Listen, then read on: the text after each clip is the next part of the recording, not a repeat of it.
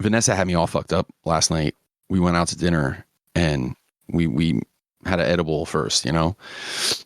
And like on the way over to the place, she asked me about going home and watching Night Moon afterwards. And she was serious. Yeah, she was serious as a heart attack. So now all day, thanks to that incident, what? She just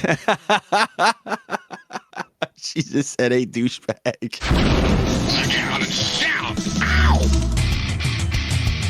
Welcome.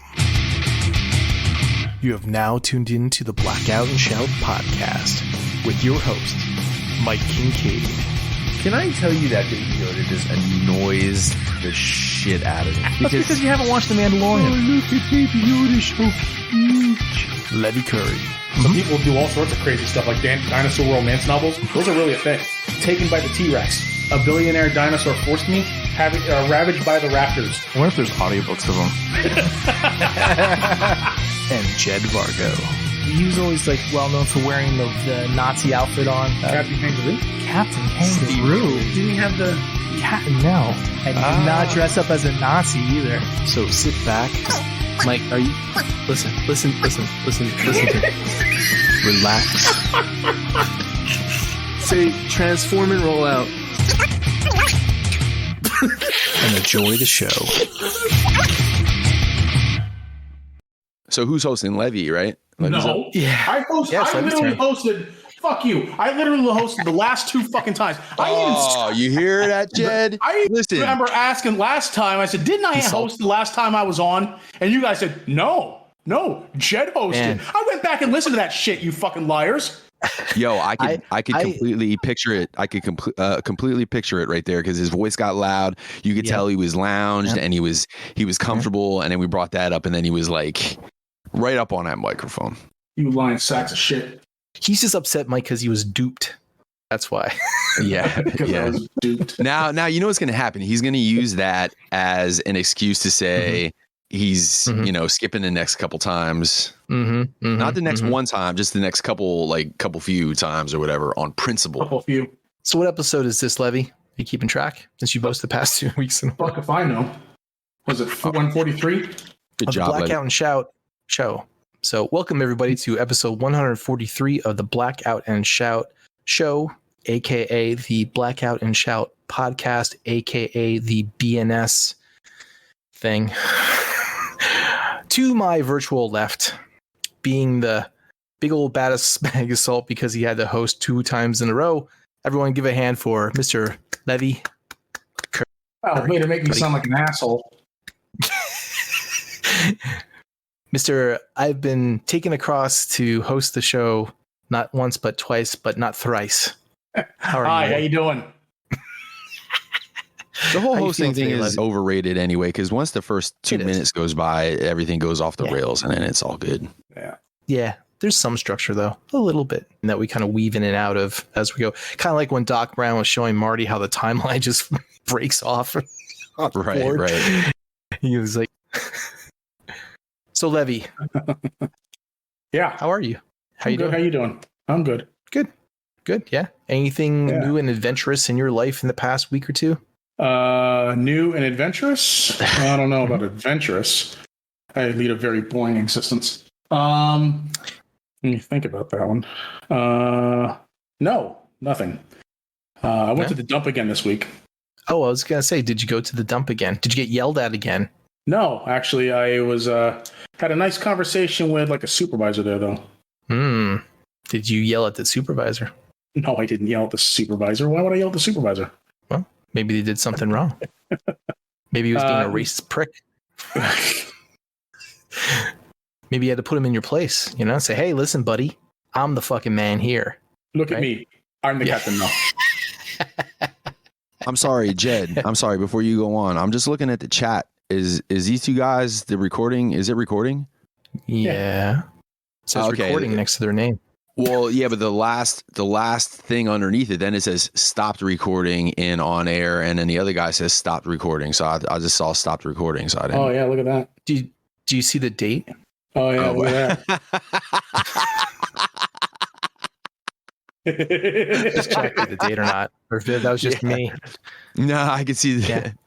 Yeah, well, I read most of it, except for the important part. Luckily, they stopped recording in on air 2 weeks ago, so that's good. Yeah, good job, boys. So nothing adventurous happened at the dump, huh? No, it smelled pretty bad this time around, though. I can tell you that. Yeah. I would assume it would smell bad most of the time. Well, probably 99.9% of the time. It smells bad, but this time it was like the absolute fucking worst. So, yeah, I can only imagine.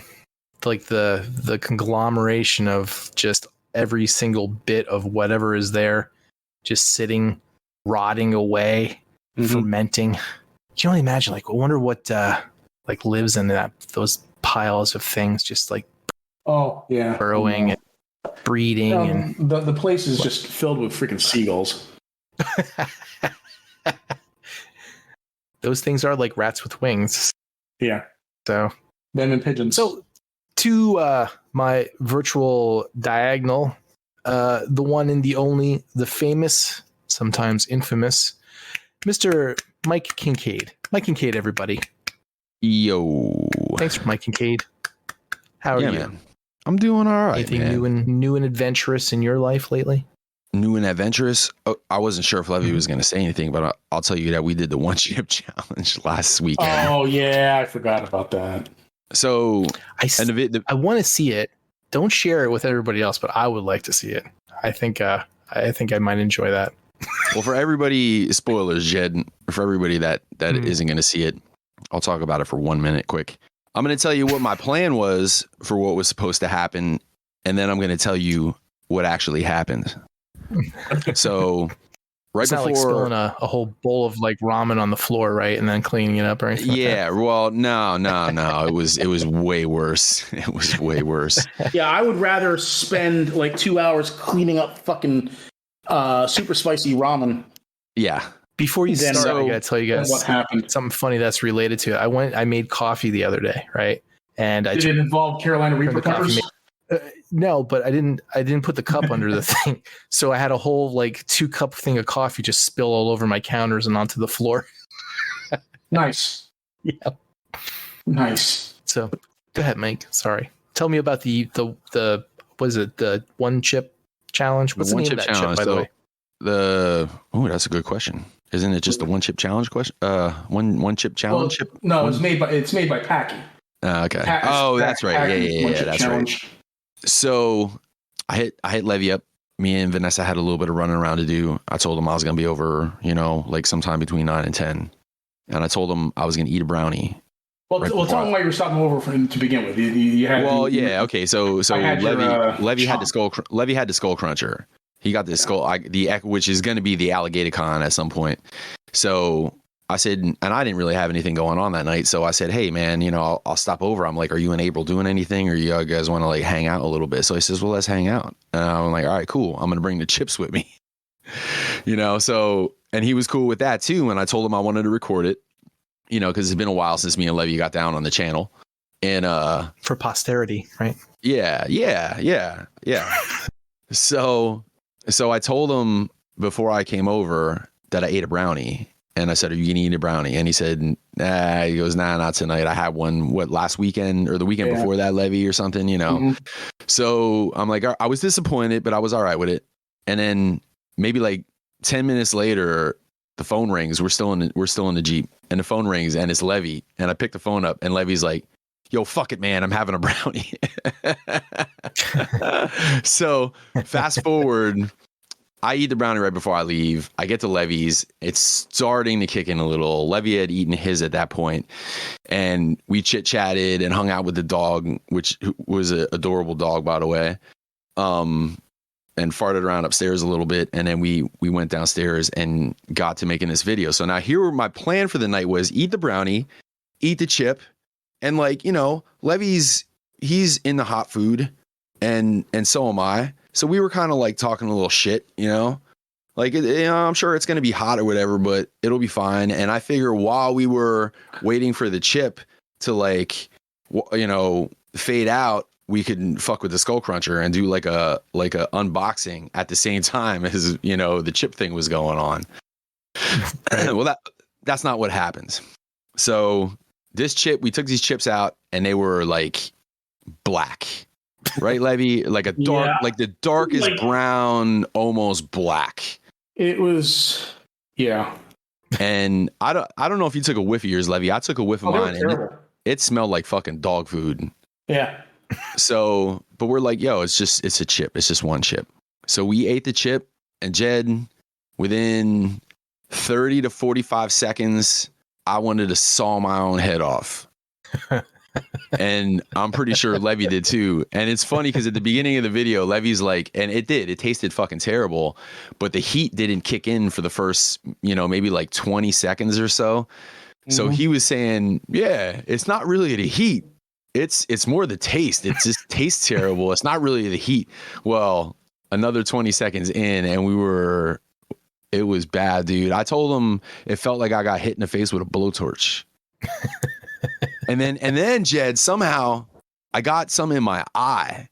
Oh, so now my mouth is on fire. I got like pirate eye, and I'm crying out of my one eye and shit. And then Levy, you know how Levy gets, because he had, you know, the brownies kicked in at this point. So he was, I don't know what he said, but whatever he said, it was funny. And I snorted, and then I blew snot onto my upper lip. So now I'm crying out of my one eye. I got snot all over my upper lip, and my mouth is just fucking on fire, dude. And I was kneeling on the ground. It looked like I just got knocked out. And we're begging Vanessa and April for like any kind of dairy products they could get their hands on. I didn't have any milk. There was no milk.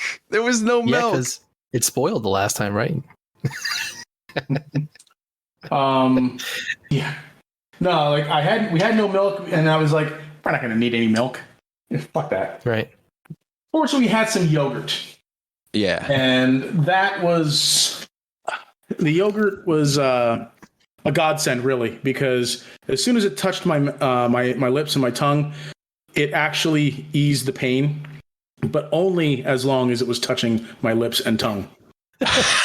As soon as I ate it, it was it all came back. Well, what's that? I'm sorry, Levy. I'm sorry, go on. Oh, and I was going to say, like, I'm sitting here smearing yogurt on my lips. And yeah, it was just bad. And so we watched it back, and I'm like looking at this, and I'm like, Mike, you can't post this, man. I was just going to say that the yogurt was the godsend, but it was also what ultimately made the video unpostable, at least in Levy's eyes. I was ready to put it up, but Levy, he was like, if you can imagine, he had the yogurt in his mouth. If you can imagine, like, you know how when you're like trying to blow a bubble, it looked like he was trying to blow a bubble with the yogurt, because he was making it go in and out of his mouth, like trying to get it on his lips and shit. And that's when he had said, earlier in the video, and he looked over at me. He goes, I don't know if I want you to post this, man, you know? And then when the yogurt scene came up, he looked at me and he goes, yeah, you can't post this. It sounds amazing. So it's like went from like a one chip challenge to like bukkake video. It was probably, I would probably put that in like my top 10 most painful, like physical painful moments of my life, and I've broken bones. You gotta could take a screenshot of Levy and then put like 7 black chips around him. Dude, yeah, right, yeah. Chip hub. Yep.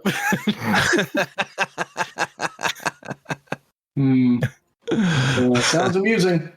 It sounds awesome. I wouldn't. Well, I wouldn't wish that on anybody. To the point where you get to the yogurt part and just kind of cut it off before the yogurt part. No, but see, here's the thing, Jed. Like, I'm about integrity when it comes to these videos. Oh, yeah, integrity. I feel a certain kind of way about when he told me to cut out the part about him shitting his pants. Allegedly. There is there was no recording of me fucking admitting to shitting my pants. And I'm going to tell you something. I have never shit my pants as an adult, ever. Levy, I'm tired of fucking covering for you, dude. I'm going to tell you how it is right now, Jed. In the first 10 bots, 10 shots, there is a part. Mike? There is a part. I'm not going to tell him what you told me. I'm just going to tell him what he can already see in the video. So this isn't trying to persuade the jury or anything. There's a part in that 10 shots, 10 bots first video, and there's an uncomfortable cut. Like the way that I edited it, there's an uncomfortable cut where it goes from one spot and then it goes right to a spot where me and Levy are laughing our asses off, and the cut makes 0 sense. Mm-hmm. Now, why do you think that is, Jed? Because something was edited out. Because something was edited out. And that's... It could have been anything, really. Could have been. Well, was that the first video where you took your pants off, Mike? No, I've done it. I've done that before. I've done that plenty of times. 2? I should do a greatest hits. Or was where it's just all of them. Yeah, it's all the videos. No, but just that spot, it would just be like 5 or 6 seconds. Boom, boom, so boom. So once the chip, eventually reached your stomach and into your intestines, did it just completely give you the shits then? No, I don't know about you, Levy, but I was actually, my insides were fine, man. It was, you know what it felt like on your lips? It felt like, how you get a cut or some shit and you pour alcohol on it. That first couple of seconds when you poured alcohol on it, it just felt like that on my lips the whole fucking time I was there. I didn't after the heat subsided and everything, like my stomach just felt like it was on fire, and like it just like felt bad. Like I felt like genuinely sick to my stomach. The next day, it didn't burn too bad coming out. It really didn't, but I just didn't feel good. Yeah. Right. That's the same way I felt. I felt I didn't want to move too fast. Yeah. Not that I felt like I was going to shit myself, but just it was just uncomfortable for a little bit, Yeah. What's that stuff that's in peppers? What's the name of that called? Capsaicin. What? Capsaicin. Say it again. Capsaicin. Hey, capsaicin and the THC were like doing kung fu moves in your stomach. Yeah. That's why ups. And I'll tell you one other thing. Anybody that says that they ate that chip and it was fine, I don't believe them unless they had some sort of medical condition, like where they have no nerves in their fucking mouth, or like they just can't, if there's something that blocks that sensation. But if you could feel that, man, it had the numbers in there, Levy. Like we're looking at these numbers, like, if you're 5 minutes, you're, some sort of fucking alpha title, you know what I mean? And then it was like the 10 minutes was something bigger. Well, and then actually, 30... I have it right here. Oh, all right. 5 minutes was powerless. 10 minutes was powerful. 30 minutes was supercharged, and 1 hour was invincible. So this is like how long you could go without eating or drinking. Yeah, so 5 minutes was powerless. So I'll tell you that me and Levy combined are still probably powerless. We lasted exactly 1 minute. Was it like a normal chip? Yeah, it was just like a normal size, like a, not a Dorito, like a, Pringle? like a, yeah. Well, no, it was like a Dorito. Yeah. Yeah, it was like a Dorito. It was like a triangle-shaped tortilla chip. So anyway, if you're listening, long story short, but black. Long story short, to everybody listening, just don't do that to yourself. Yeah. If I would have watched anybody else's, I probably wouldn't have done it. But I just seriously went into that blind, Levy. I never watched anybody else do it before. I haven't. I've seen a range of reactions to it. To like some people just being like, fucking going nuts and shit like that, and me thinking that they're just fucking pussies. Right. And other people who handled it pretty well, So I figured, we'd be able to hack it. But you didn't want me to post you didn't want me to post a video because of the whole yogurt scene, or because you were worried about your fucking manhood being threatened because we. No, it's not. No. Sucking the soda down after like 45 seconds. No, not that. And it wasn't just the yogurt scene either. It was just the whole thing. I didn't like the whole spectacle. I didn't like the way I looked in that whole thing. It was just awful. Levy or Jed, quote unquote from Levy, he goes, "This was not my finest performance." That's what he said.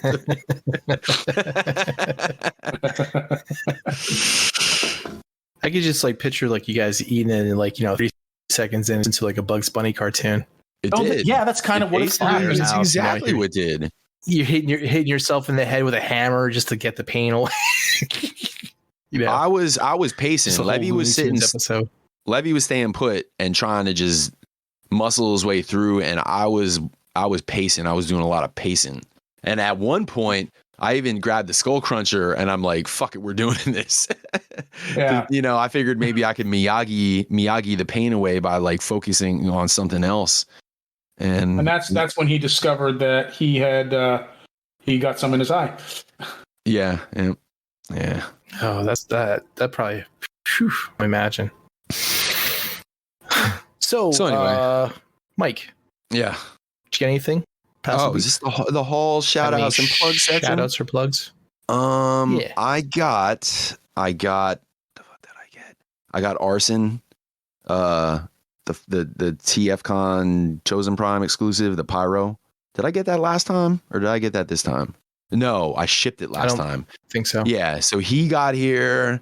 I got the Masterpiece Nightbird, and I got the Amazing Yamaguchi Deadpool, and I got a couple of the Super 7 Thundercats. Oh, okay. And then a couple of days ago, I got a G1 a G1 Skystalker, mint and peel. Is that one of the ones that the last Japanese G1s you were looking for? No, the Japanese ones are done, man. This is the fuck you Jay Bren section of the collection. This is the Micro Masters and Action Masters. You Jay Bren section. Yeah. I told him I named it. There's like that, Levy, you know where the collection room goes into the back room, like where the furnace is, and I have the case in there, and that's like where I have all the Micro Masters and like the classic Pretenders and the Action Masters and shit. And I told Jay, I named it the fucking the Jay Bren wing of the collection room, and then I told him he sucked. Nice. But yeah, so yeah, G1 Skystalker, and he's kind of hard to find too because he had one of those parts that was like prone to breaking, like where you snap it had like the body of the rocket ship or whatever, and it had these wings that you had to like snap in, and they had the little pegs, not like pegs, but like little nubs and shit, and they would be prone to getting stress marks. But the one this dude was selling looked like it never even got taken out of the bag, and stickers are still unapplied and shit like that. So cool. They're tough to find in that shape. I think that is all I got. That's all I got for the week. I don't have anything to plug at the moment. Shout out to Vanessa for being a good sport, for doing that Ric Flair video with me. That was fun. So DJ walked in as we were setting up unannounced, because it was his week like not to be here. He just kind of like popped in, and his mom just got done telling him like, maybe a week or two ago, like, you might want to, you're welcome here anytime, but you just want to give us like a heads up. And he showed up unannounced, and he comes walking in, and I was standing there in the fucking furry blanket wrapped around my neck, and we had like the stage light up, the tripod and shit, and he's, what the fuck is going on here? Yeah. So yeah, but shout outs. So shout out to New Jersey. The whole state? Yeah. Or some stripper? No, the whole state. They like totally, people were lining up buying weed. Was that today or was that yesterday? Oh, what happened? They didn't they make weed completely legal, like for recreational purposes? I think that went into effect yesterday, or maybe it was even today. Might have even been today. I haven't been staying up to date with the current news. Oh, that's cool. Yeah. Well, the funny thing, the reason I brought that up was I was at, and this is going to sound like the beginning of a joke, but I promise you it's not. So I walked into the Wawa, and these two cops I know were there this morning, and I was bullshitting with the one dude, Ricky, and actually I was bullshitting with both of them, and both of them said to me, like, it's a ridiculous law and it needs to go away. The whole weed thing, like even the couple of cops are like, this shit is just stupid at this point. Like the law that, like, the other dude was like, dude, the law just hasn't caught up with reality, But I thought that was interesting. Yeah, well, it's true. Yeah. Well, hopefully Pennsylvania or the federal government will follow suit soon. Yeah, well, the federal government, that's obviously the big one. Yeah. But it's going to be tough to get that shit past the Senate, Mm-hmm. Well, they just got to coordinate it so they can make the most money. Right. That's the bottom line. That is the bottom line. Absolutely. Yeah. And once they figure out how they can make the most money out of it, then that's when they'll. Well, listen, I don't know a whole lot about the economics of all that shit and how it would work and all that kind of stuff. But just from a common sense standpoint, I have a hard time thinking that you can even fuck that up, making money off of weed. Like, I feel like knowing nothing, like, I feel like they could hand the keys to that business or that stuff over to me, you, and Levy, and like the three of us idiots would be able to figure out how the hell to properly make a ton of money by legalizing weed. Well, I mean, you look at the debacle that was the LCB and how they managed, taxing and licensing alcohol. It's still a shit show. So, if you get it right the first time, weed business, you don't have to worry about all that type of shit that they fucked up. So everybody wants to get their piece. I think it's a state versus federal, taxing and all that other stuff and how much they can make. Plus you have to worry about the production part of it and how they can make more money on that. And basically the government turned into your drug dealer instead of one down the street. So yeah. And they got to figure out how to best give everybody a piece of that business so that everyone's happy. Yeah. Like, oh, what's that? You're making $4 billion a year on selling that. Well, we want to cut of that, for our budget, for the state, or for this people, or for this group, or for that group, or for this, industry, and then they got to cut it all apart and they get everybody, a share. And that's basically what. Yeah, but I get it at this point. But that being said, I still find it hard to believe that you could fuck that up, because there's a lot of people that would be. I know people that drink just because they can't smoke weed, because they work in some sort of, some sort of company or whatever that drug test or whatever, and like would rather just smoke weed, but they can't, so they fucking drink. Like, I think, man, you legalize weed and there's going to be a whole, besides, helping the economy out and all that shit, there's going to be a whole lot of other like really positive effects. Like, I just think everybody's going to be more chill, more chilled out public, a little bit at least anyway. Yeah, but if anyone can fuck it up, it would be the government. Yeah. I hear you, man. I hear you. The whole other side of it too, where you have to release everybody that's for all those charges that they've had. I think they should. Yeah. And sometimes, man, I see articles and it's like, you see some of the sentences that are attached to like nothing, Yeah, just possession. Yeah, and it's like, and then you see other motherfuckers get out there, getting away with murder. I mean, so to speak, anyways. And just, I don't know. It just doesn't make any sense. That's definitely something that would, and that's another, not just for the individuals that are locked up, but just the whole strain on the legal system, courts and jail and all that other shit. That's all stuff that they shouldn't even have to deal with anymore. Well, I mean, you still can get intoxication, DUIs, and all that stuff for smoking too much and shit. Well, that's something else that they're gonna have to figure out too. Is you get pulled over, you get a breathalyzer, but there is no. How do you do that for weed? Well, it's the same way that you would do it for prescription medicine. Which is what? You basically a sobriety test. Yeah, which I guess makes more sense than like I hate that you could show up for work 40 hours a week and be dependable and all that kind of shit, and then you smoke a couple of doobers on a weekend, and then you get drug tested, and it's like, I don't know. It's just there's something unfair about it.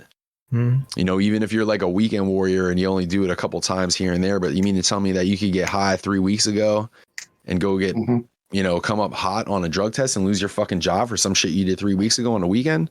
Like the more, you know, the more you say it out loud, the more it almost pisses you off. Well, I mean, it depends on what kind of company you work for too. So if they give a shit about that or not.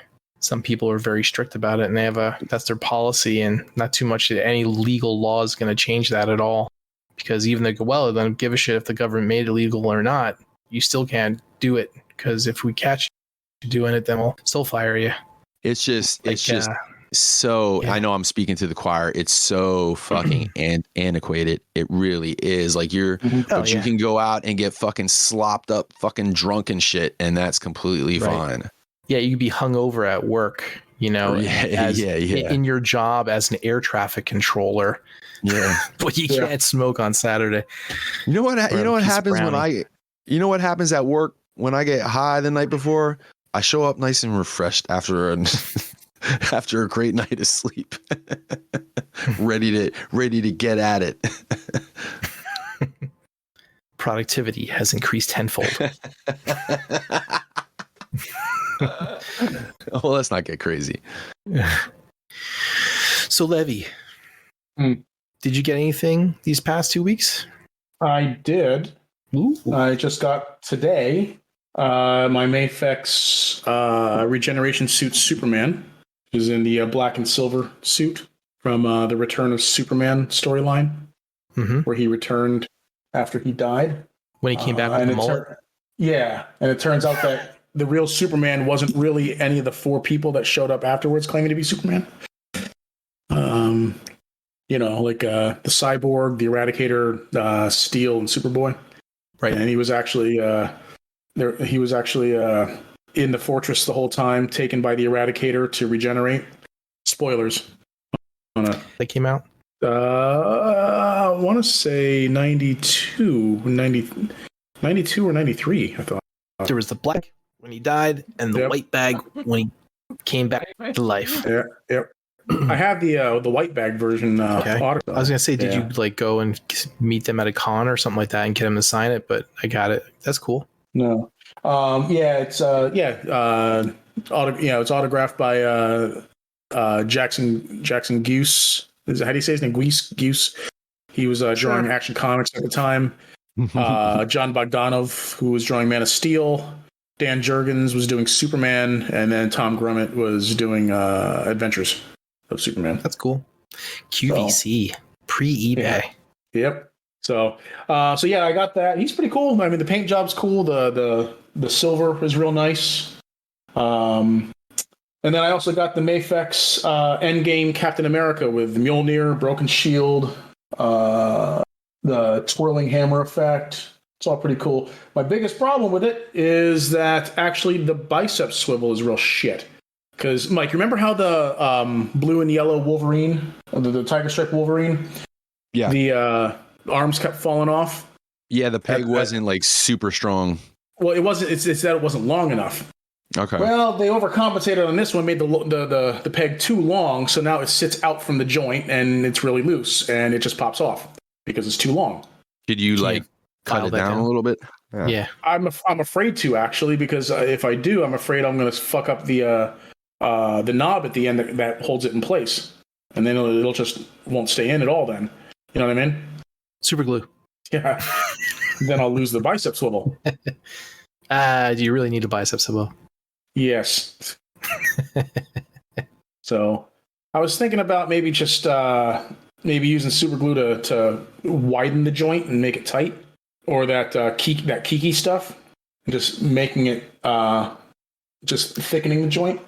I would probably try that before I tried cutting anything off of it first. You know what I mean? Yeah. Oh no, I wasn't gonna cut. I wasn't gonna cut anything. Or like grind anything down. You know? No, I wasn't. I wasn't gonna do any of that because, like I said, I would be afraid of destroying the knob at the end that actually keeps it in place.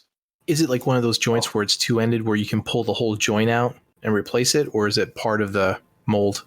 No, it's actually it's actually part of the elbow joint, like because the bicep itself, the bicep and tricep upper arm area, that's just a sleeve that goes over it's actually here. I'll show you a picture of it.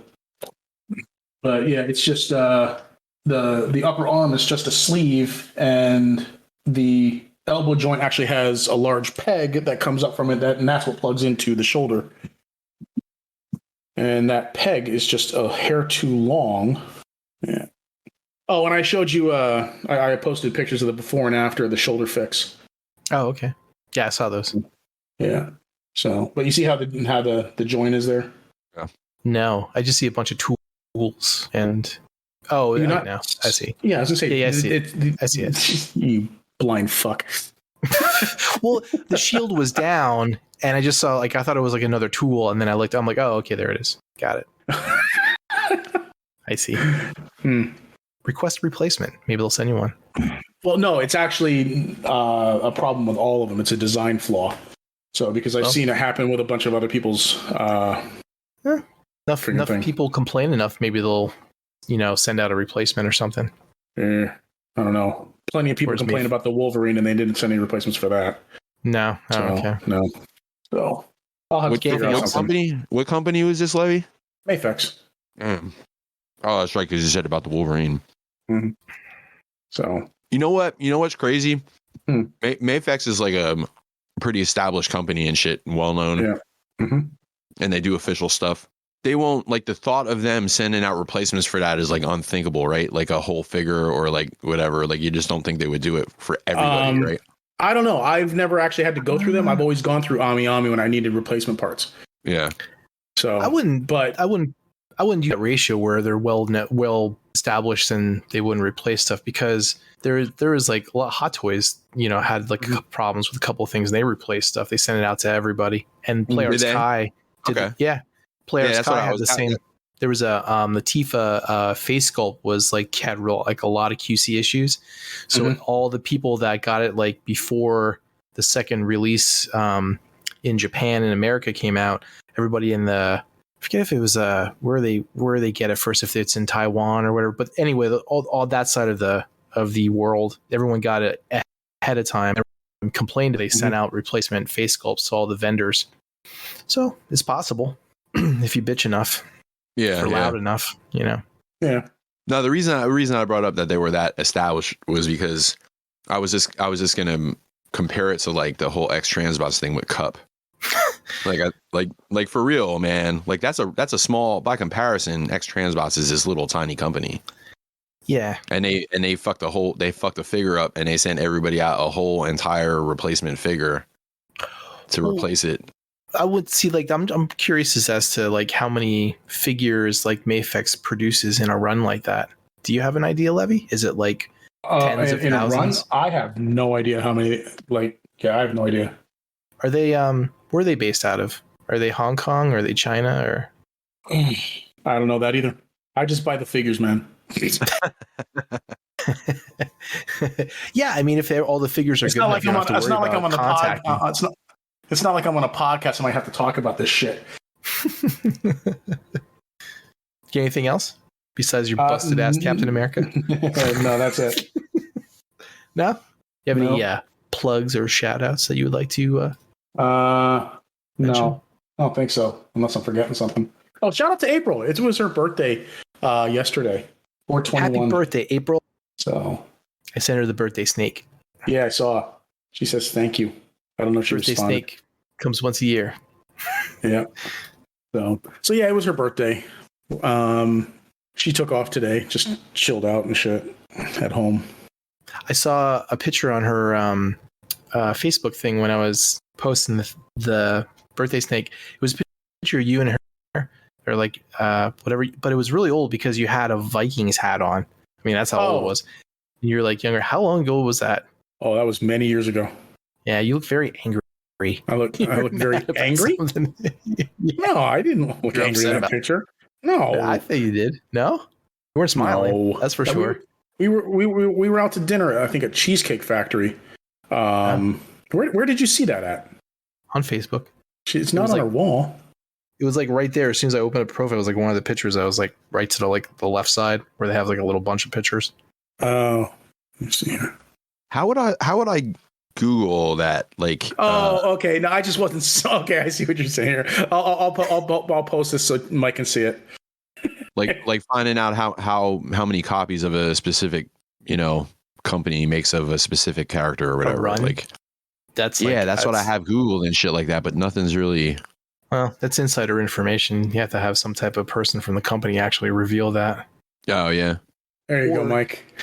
I can see how you can think I was angry. I was like completely expressionless there. You're like, I remembered I was smiling, but I guess not. No.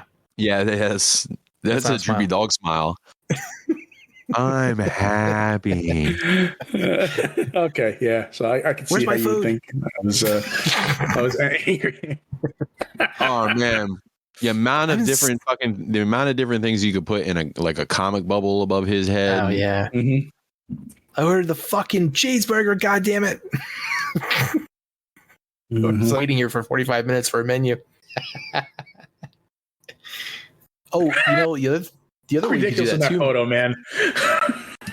I mean, to do the math, Mike, you kind of figure out how many figures they produced, and then like what their profits were. If it had like an annual statement, and kind of divide that by that number. Yeah, that's a little bit too much more work than I was really planning on putting into it.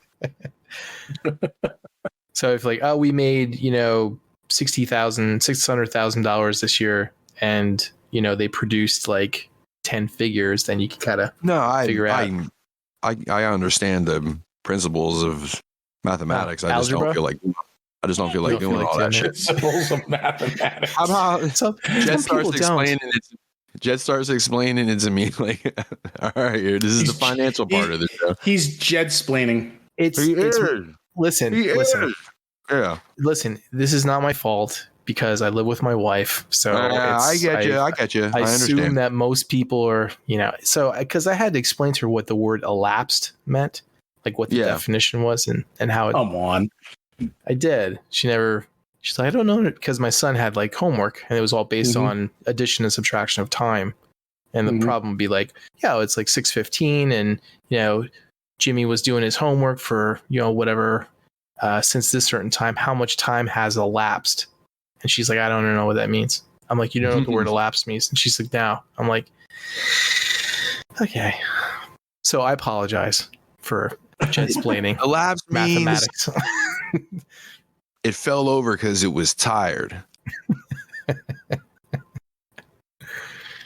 What's that, Levy? What did I get? Oh, thanks for asking. Good job. By the way. Oh, yeah, sure. I got the Hot Toys Iron Man, another one. I got the Mark 45 from Infinity War with the nano gauntlet and the variant head sculpt that everyone complained about is the first one, at least to everybody who collects Hot Toys, I guess. But like I said, to me, it looked okay. But anyway, I got the replacement one with that. Cool part about it is I got it for the cheap on AmiAmi for like $175, and that was a diecast version, which they go for like $400, $500 now. So it's awesome. Yeah. I love watching that site. That's that Buy Friend More site that I follow. It gives me like updates and stuff every time somebody posts a used. And it was not even used. So that's the best part. So I got that. I got the 3-0 MLDX Bumblebee, that little dude. Yeah. The action figure. Awesome. I love it. So cool. So much more value that's there than what you pay for. It's really good. I like it a lot. The only thing I had a problem with was the spare tire thing, like falling off his back. I would manipulate it or whatever, but that's just because it's in with a peg. But it's really good. And it's painted really nice, and the articulation is like perfect. It's like not really tight. It's not really loose. It's like that middle ground that's hits that sweet spot when you pose stuff. Yep. And it's heavy. Can't wait for all the others to come out. Optimus Prime is going to be coming out next, and then Megatron, and they're doing a Optimus Prime. So excited for that line. I hope they do all of them. It's great. I saw that thing, and the first thing that always pops into my head when I see shit like that is, man, how did the Bayverse get it so fucked up, man? How did they get it so fucked up? Trying to be cool, I guess. I don't know. Like, see how many different moving parts we can animate. That figure that you got, like that whole line of figures that they're doing like that, man, like that's exactly how I see it. Yeah, it's great. And if you don't, and if you would still fucking hate on it at that point, then you're probably just one of them grumpy asshole fucking, everything must be as is. Nah, it's like they took G1 and they just kind of updated it, and it's really well done. Like even though it doesn't transform or anything, the tires still like move in his feet, and there's a whole different head sculpt that you get in different hands. It's I really like it a lot. I'm really impressed with what they're doing. 3.0 knows how to design like that type of style to make people really like it, with just the paint and like the little touches here and there on the scuff marks and stuff like that. It's really good. I also got X-Transbot's Perceptor. I was kind of surprised how heavy that thing was. I was like, wow, that thing was a tank, man. That's a heft to it. I'm like, wow. I'm like, that's. But like I mentioned to you before, I really hated the way they packaged all the accessories on the outside of both sides of the styrofoam. So you're like pulling it out and just fucking fall on you. I'm like, that was a poor choice of design. But your legs on that thing, Jed, the part where it's split in the hips, like where it has to be split for the transformation, do yours stay in place? Yeah. Like when you're manipulating it, or does one have a tendency to jiggle outwards? Nope. Mine's pretty solid. That's good. The only thing I didn't like about it was taking the hands out, extended the one flap to be closed, and there was like that little nub that was like stopping it, and I didn't realize that I could pull. I'll see you with my nub. Yeah, my nib. I didn't realize that I could swivel the hand out without having to open that flap like all the way. You can only open it halfway and it'll come out. So the one side I kind of clicked over a little bit too much and like kind of a little bit, but no big fucking deal. It's not like I'm ever gonna take him out of robot mode. So there's no reason to. There's absolutely no reason to. I don't need a fucking microscope or what's the third version? A tank scope? Something? Yeah, I don't know. I'm definitely not gonna ever have that in that mode. The tank mode, I forget about that shit to the point like where when it comes up again, like when one of these comes out and they say they have a tank mode, I'm like, oh yeah, I forgot about it. Like I don't know. It looks kind of weird. It's like saying the cross dimension Megatron could be transformed into a jet. It's like if you just move around in the right to make it look kind of like it. Transform into a what? A jet. Oh, but it's not. It's just you just missed. Well, it's a fan mode, but it's not too bad. Yeah. No, I like that Megatron, and I like the gun mode and stuff. But when people say, "Oh, here I can change it this way and twist it around," now it looks like a plane. You're like, yeah, not really. Yeah. No. I'm saying no. That fan mode. I've seen it and I've done it. It's not too bad. And then you know what? Hasbro came out and helped them people by introducing the Shockwave submarine mode. Yeah. And that empowered all those people. Yeah. You and your fan modes. Shout out to John Bailey. Fuck you. And message from our sponsor, Hidden Toys. Go check out Hidden Toys on Etsy and Facebook and Instagram and hiddentoys.net for all the cool robot and superhero art you're hire. Speaking of Mike, whenever you get around to posting up your t-shirt designs, we can throw those up there too. Just a reminder. Yeah, yep. I'll do that. That's it. You guys ready to go into the nerd news? One thing real quick, Levy, Jed or Nate just sent me a pic in a text, and it said it has a picture of like two satchels. Mm-hmm. Like total Dungeons and Dragons style, and underneath it says one for gems, one for stems. Nice. He's prepared. I didn't get that because he's coming to play some games tomorrow. So he had the 2 satchels, and it says 1 for gems, 1 for stems. Oh, okay. Yeah. Gotcha. Okay. I thought it was a meme or something. Okay. No. Nope. Real pick. Totally over my head. So, only have 1 death this week. Gilbert Gottfried died. Yeah. How about that, man? Unless you're someone who has never been outside your house, would not know who Gilbert Gottfried is, but he was 67. He was on Hollywood Squares a lot, and he was played Diago in Aladdin. He died of ventricular tachycardia or tachycardia. That's the that's the same thing that what's his name, the creator of Berserk, died from, right? That's when isn't that when the aorta like kind of separates? I thought that was an aortic dissection. Oh, is that what that is? Well, then what's a ventricular tachycardia? Is that a Google? I'm not sure, but Google it on the interweb machine. Okay. What is it called, Jed? Ventricular what? Tachycardia. Tachycardia. Irregular electrical impulse starting in the lower chambers of the heart causes the heart to beat faster. Okay. Oh, okay. Interesting. Heart rhythm problem caused by irregular. Yeah. Interesting. I associate Gilbert Gottfried with side boob because he was on that. Because he was on the what was it on the USA channel? Remember when they would play like the, like Day of the Warrior would have been on minus all the nudity. Oh, okay. I thought you were gonna go way back to like Rhonda Shear and USA Up All Night type of thing. Yeah, that's what I'm talking about. Oh, that's what I'm talking about. Yeah, man. Okay. Yeah, you knew if you saw Gilbert Gottfried on USA that there was a chance that there would be like some sort of cleavage showing somewhere within the next couple of minutes. You know what?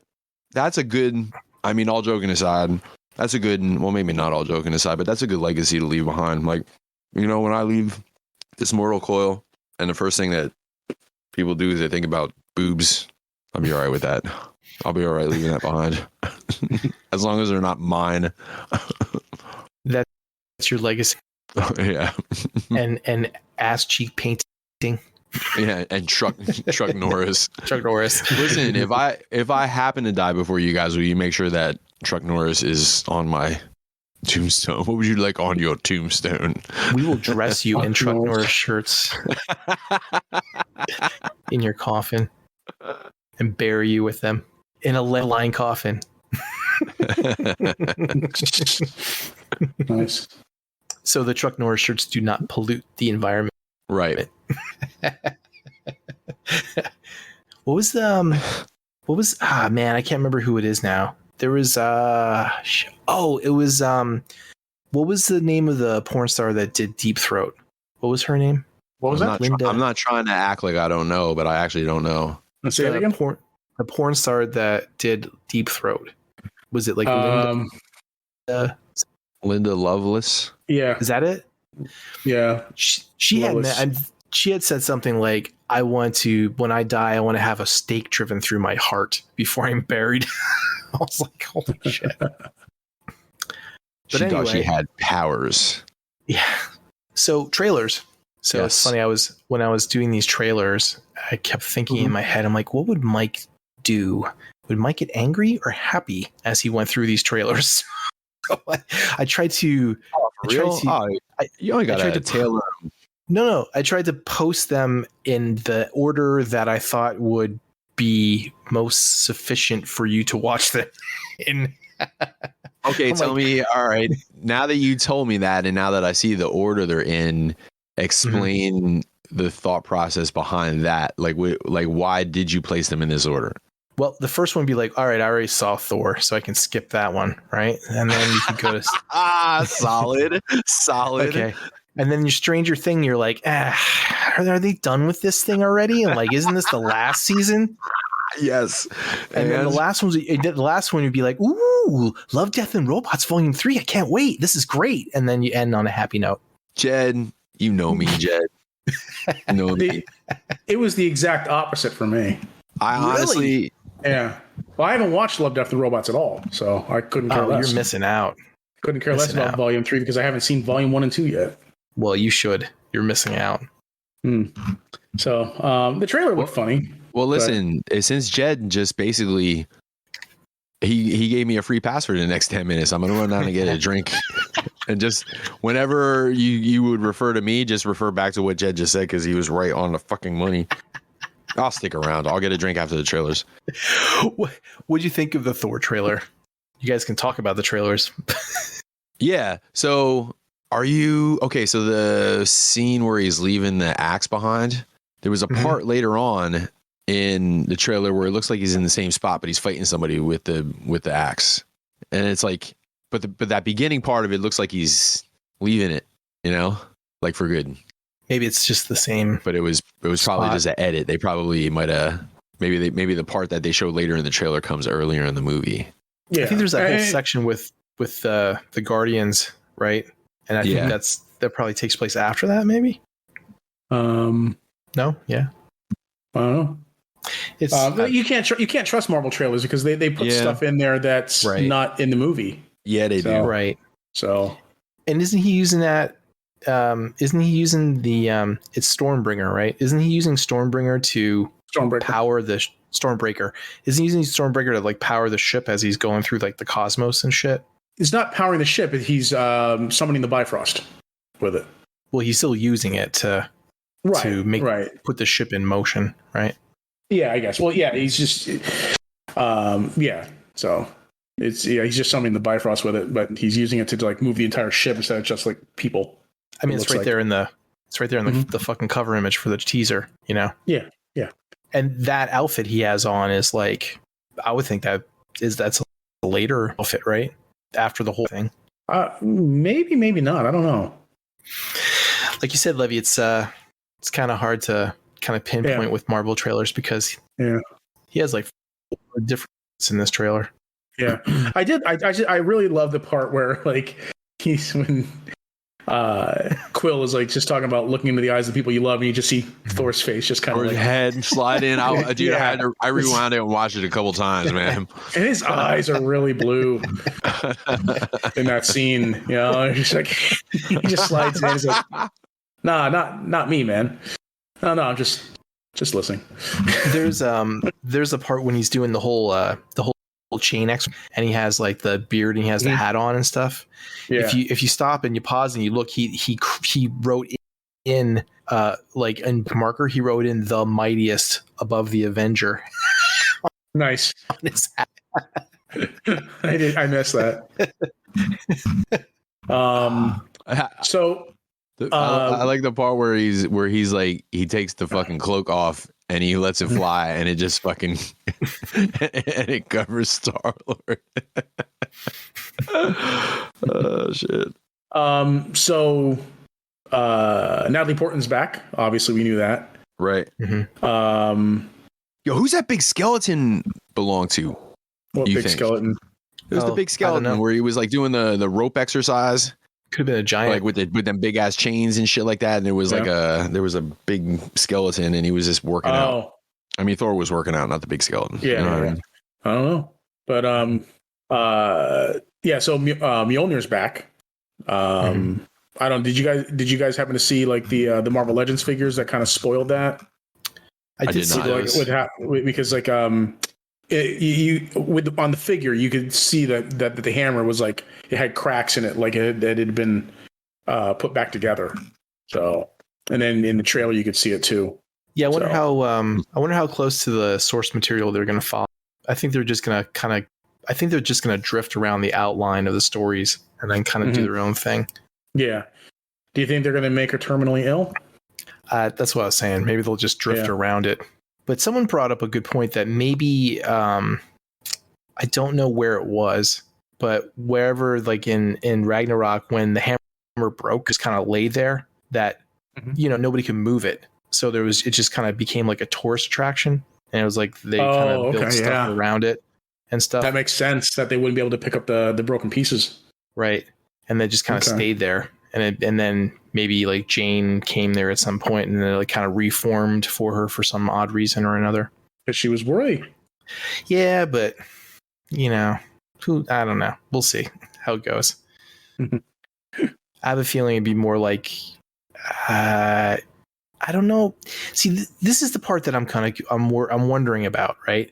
So Strange is coming out before this. I'm wondering what kind of multiverse thing will spill over into this movie. Oh, I'm sure something. Or maybe Steve Rogers showed up and just glued it back together with super glue. Maybe.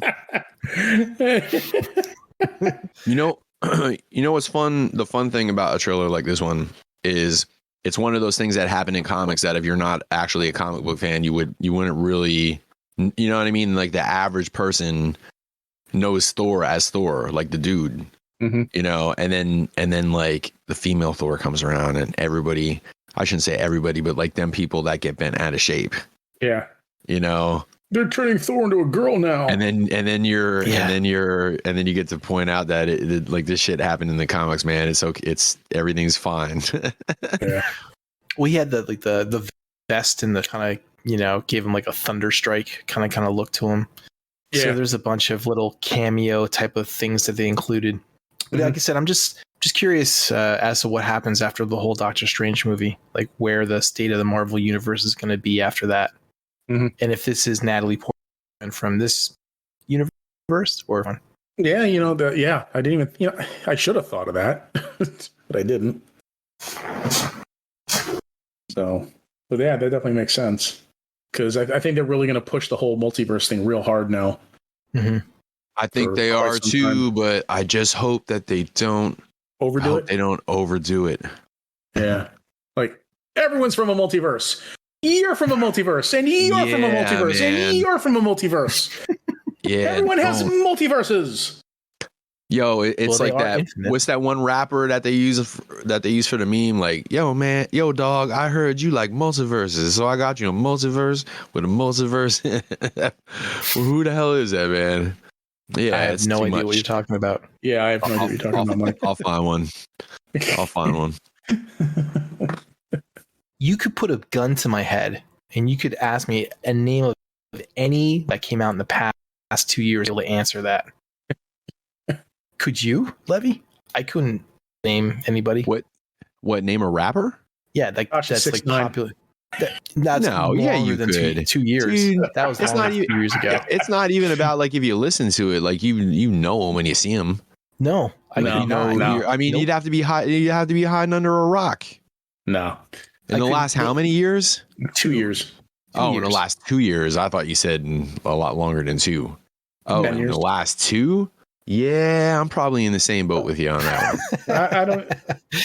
I don't even know if I could name any from the last 10 years, really, to be honest with you. Well, you did just Tashi 6ix9ine, right? Well, other than him. I mean, he's had a lot of media coverage, but other than him, like I don't know if I can really name any. Like I've heard of them before. I know some, I've heard of them before, but none of their names are being recalled by my memory right now. Right. So, because I am just like the furthest thing from a fan of rap music. So, not saying it's bad, you know. If you like rap music, good for you. But, you know what, Levy? Levy? What? Stop apologizing. It's fine. You don't have to apologize. You don't have to apologize, Levy. You can feel however you want to feel. I'm not apologizing for nothing. I'm just saying, if you don't worry, you're not my thing. You're not offending the rap fans in the crowd. It's cool. I'm not worried about offending anybody. They still love you, Levy. That was like Ian said. He's like, you could be offended. Well, who cares? You're fucking offended. Nothing's gonna be offended. I'm not worried about offending anyone. Bad's gonna happen. No sticks and stones, man.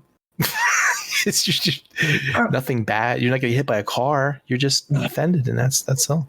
Levy, Jed, you could tell. Jed, you could tell that Levy, out of all three of us, is definitely the number one person on his show that is worried about, like, if he's running for Senate or some shit in 15 years, like they going back and finding him say some crazy shit or whatever. So he's just trying to keep it all clean right now. If I was worried about that, I wouldn't be talking about all the edibles I eat. Yeah, well, there's also that too. Yeah, right. Admissible evidence.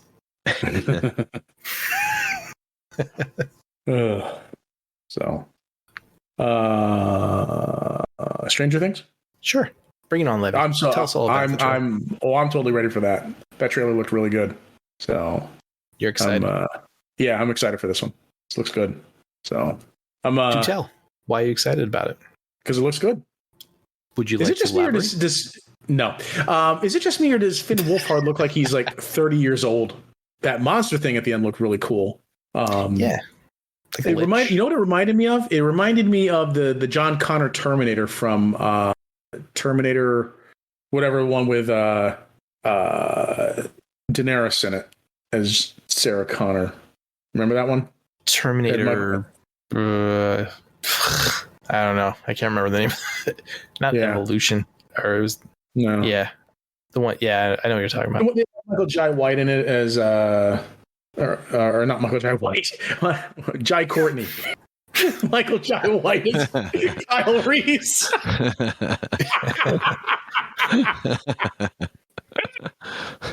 Good call, Levy. Yeah, Jai Courtney. Jai Courtney is Kyle Reese in it. Fucking Terminator. Terminator Shit Show. That's what the name of that one was called. Yeah, really. Actually, you know what? No, I actually, for as bad as that one is, I actually kind of enjoyed it.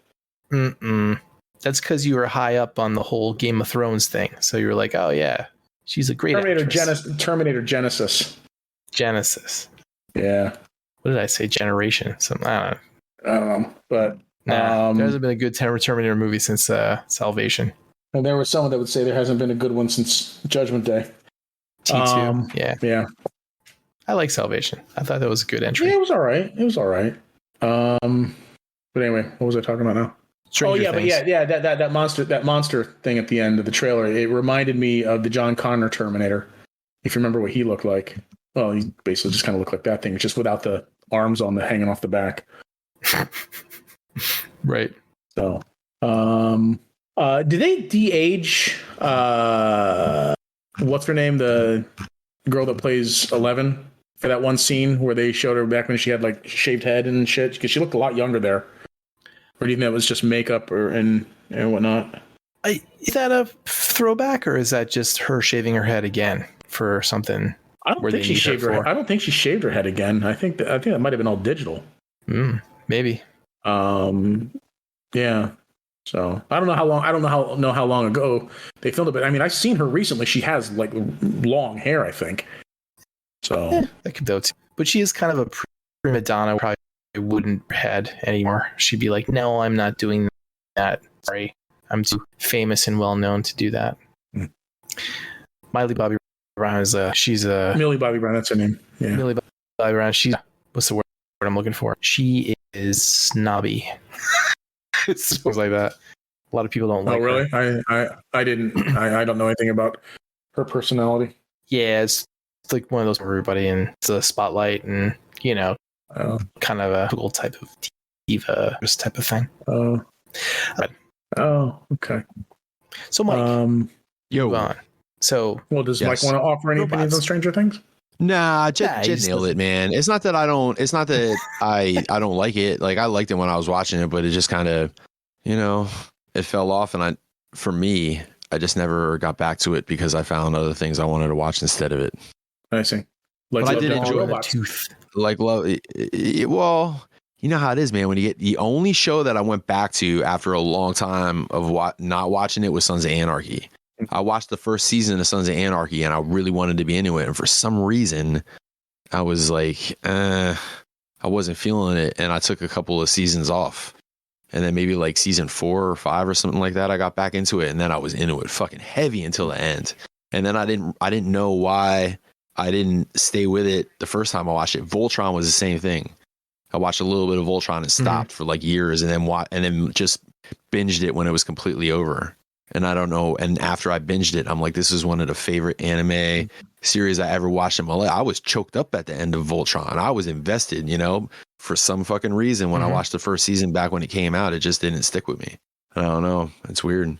But this one, second, Voltron did.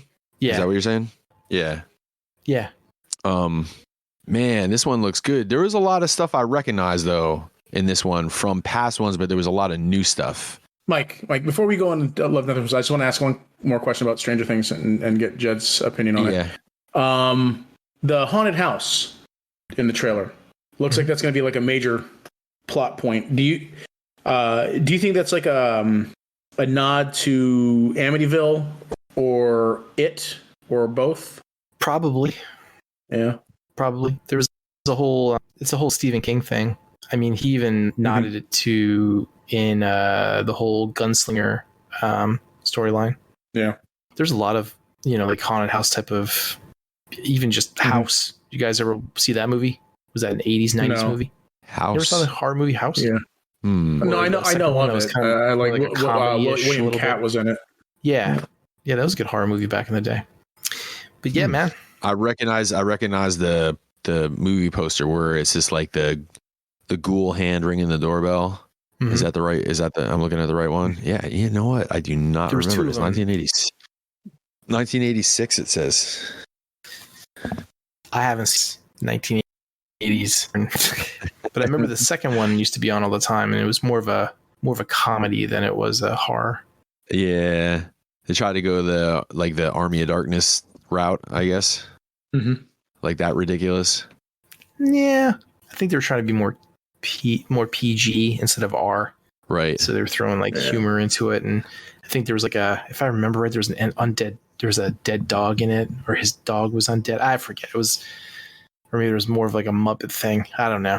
It's been so long since I've seen those movies. But the first one was better though. The first one was like a horror. The second one was more like a funny type of thing. Gotcha. It's like it had the same feel as. Do you guys remember the movie The Gate with the kids? They open the gate in the backyard. I vaguely remember that movie. Yeah.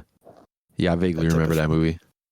But yeah, Levy, it's probably a tip of the hat to all the horror movies that take place in a haunted house. Yeah. Okay.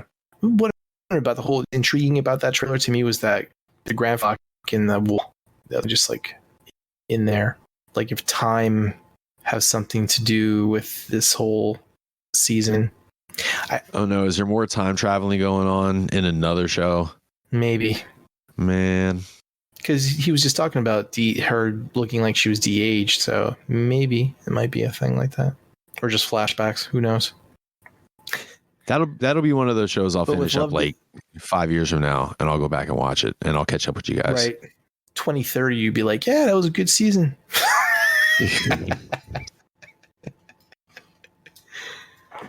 I like how Love, Death, and Robots started the trailer out like it was a whole, The Crown type of thing. Yeah. Yeah, man. From the streaming service that brought you The Crown and whatever that chess show is. I can't remember what the name of that is. There was a lot of scenes from the first two seasons kind of mixed into the beginning of that, and then they kind of mixed all the newer stuff into it. But were they older scenes, or were they things that were made to look like they came from I know what you're talking about, but it didn't look like it was the same animation. I mean, it was the same animation style, but like the angles were different, or like the shit that was going on was different. Like it just looked like new. It looked new scenes that matched up with the old settings and styles. Like they were continuations, unless I'm reading that totally wrong. That's a good question. I don't know. Maybe there's that one. I saw probably like 6 or 7 that lined up with the old ones. Like there was that one where the dude was running on the ice trying to get away from the whales and shit. Like the whales that were coming up through the ice. Yeah. Remember that one? But it just looked different. It looked different. And the one where the dude was like all the glow in the dark fish. They were out in the desert, I think. Yeah.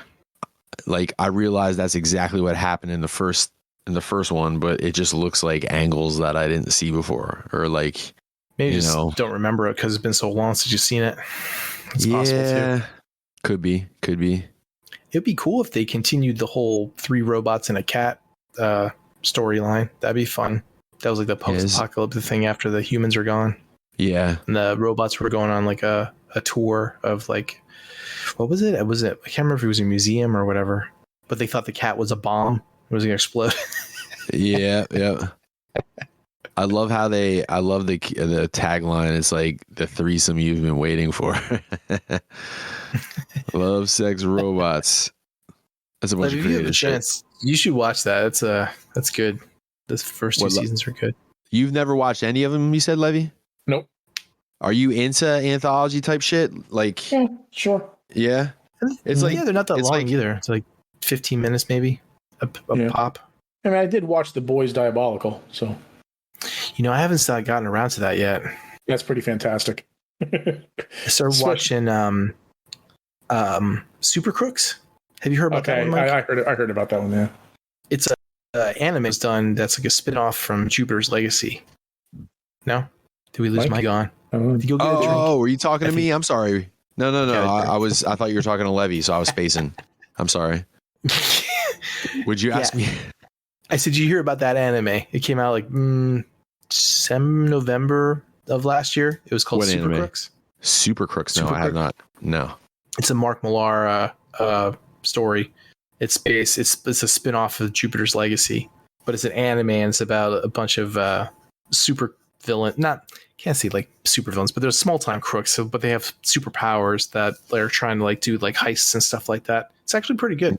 Yeah. I'm like 5 or 6 episodes in. Yeah, it's not bad. I'll have to check it out. Yeah, in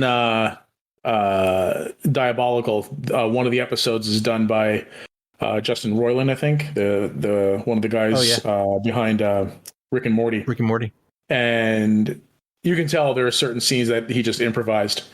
It's pretty funny, but the story's about a bunch of these kids who were given the Compound V, but they got like really shit powers, and so their parents returned them. And they're like in this home, and so they decide they want to get revenge on their parents that gave up on them and shit. The one kid is named Mo Slow because he just moves in slow motion like all the time.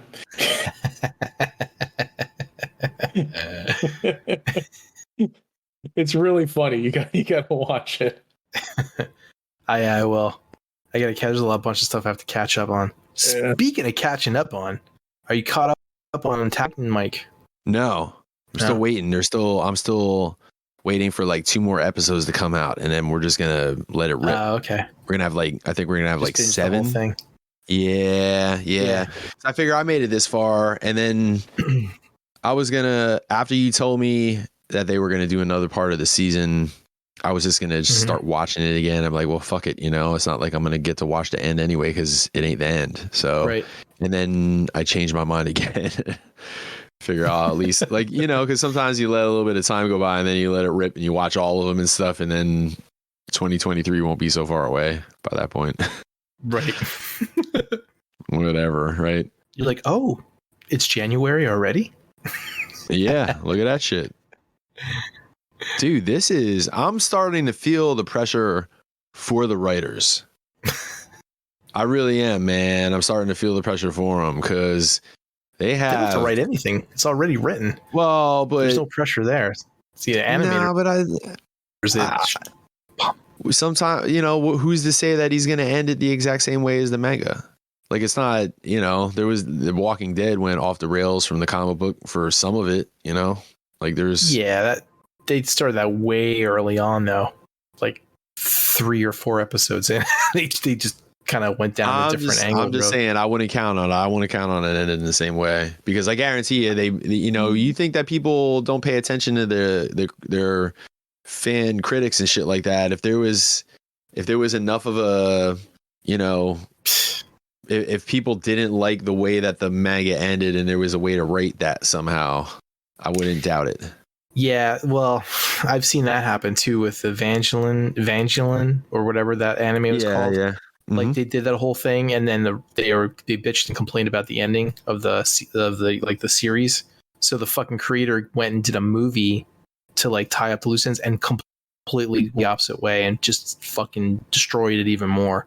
Like he literally fucking gave all the fans a big fuck you.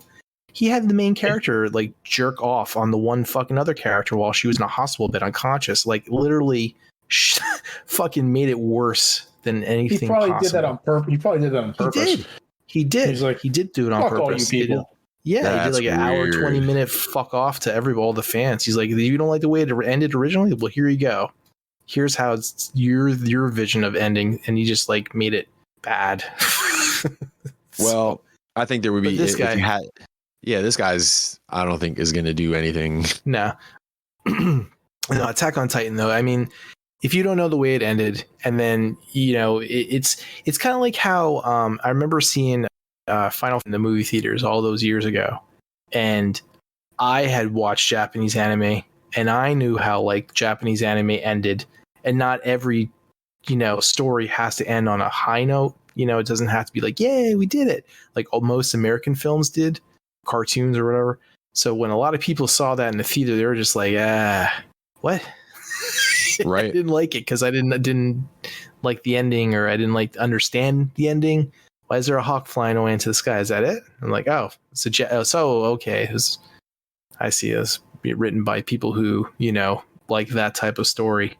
So Attack on Titan, you could go either way. Either you'll like it the way it goes, or you just won't like it that way. But I mean, it's the third act of the entire story. So, I think what happened was that they were just under pressure to get it done, and they didn't have enough time. I think that the animators were just like, listen, man, we're doing our best, but you're killing us over here. We're sleeping under our desk. We're working 26 hours a day, that type of shit. So they're like, all right, we'll just do a third season. We'll give you a day or two off, and then. I mean, at the end of the day, it is first world problems, honestly.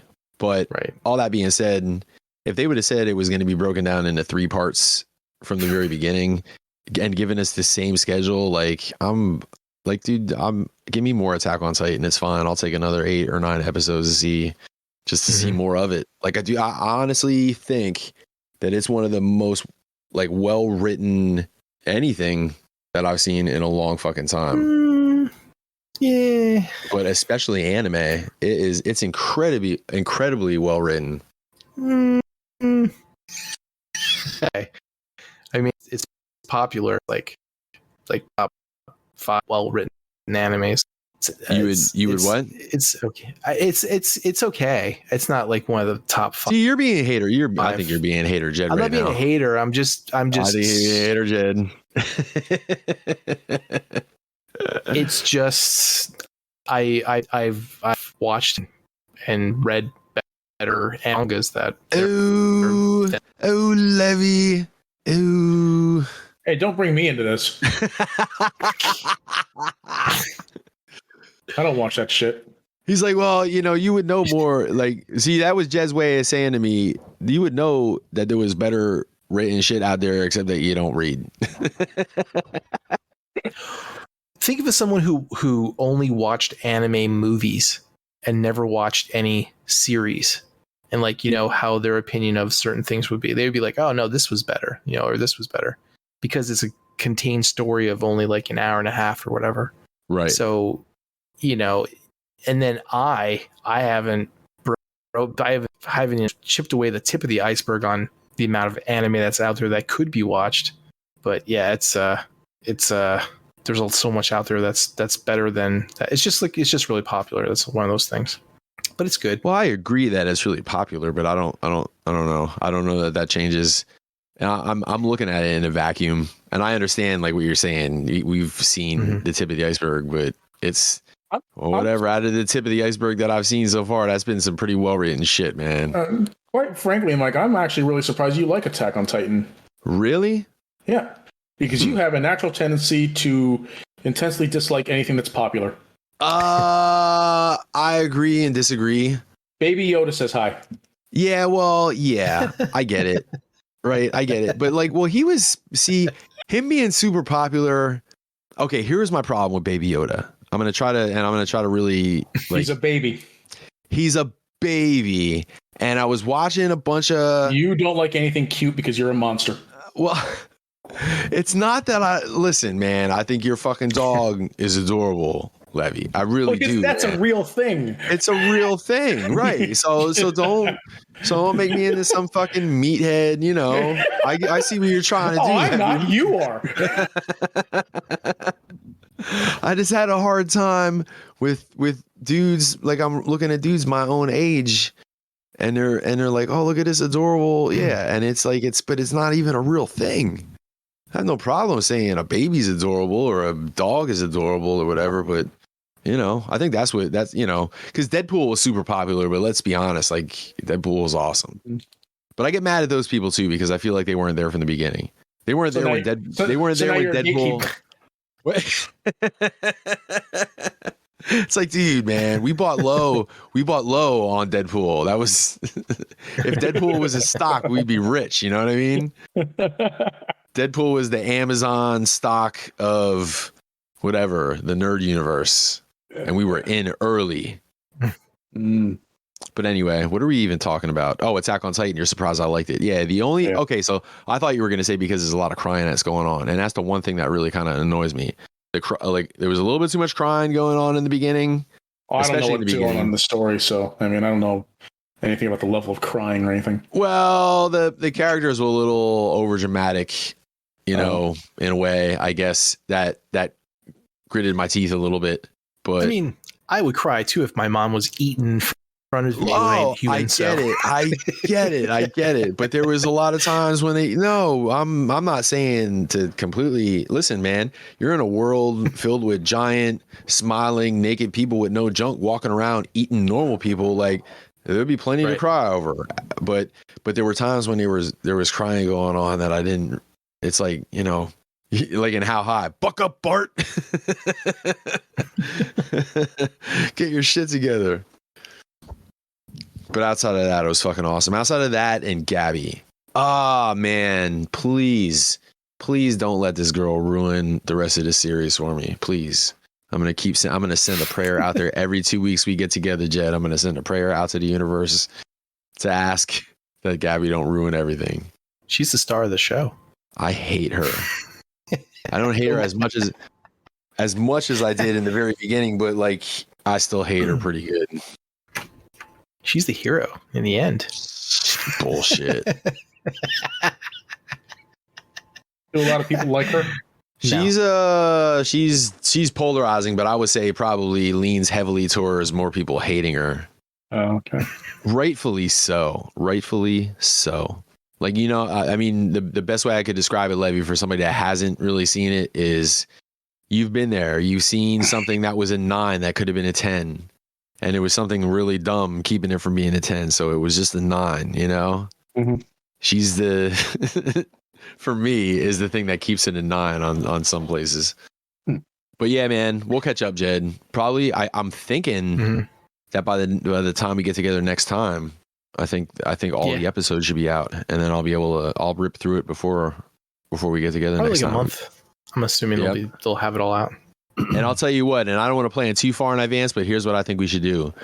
When season 3 wraps up, or part 3 of season 4 wraps up, like the whole final last, me, you, and brother Kyle should get together and do like a one-off. You know what I mean? One-off fucking Attack on Titan. That would be fun. That would be cool. By then, Levy, Gabby. We'll see. He'll do a 180. Listen, do a 180 like you did with Baby Yoda. Like, no, see, now here's how rumors get started and shit, man. Let's not make me into like the giant. Yoda? Do you have a Baby Yoda? Do you own a Baby Yoda? Listen. All right, then. Enough's enough. I'm out.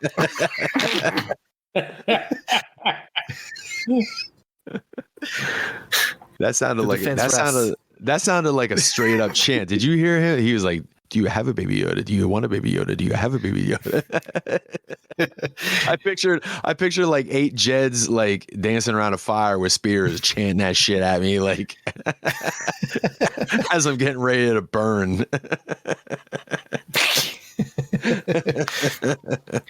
I present to you Exhibit A. Exhibit A. No. The court adjourns. Listen, let's just put it this way. We buried a hatchet.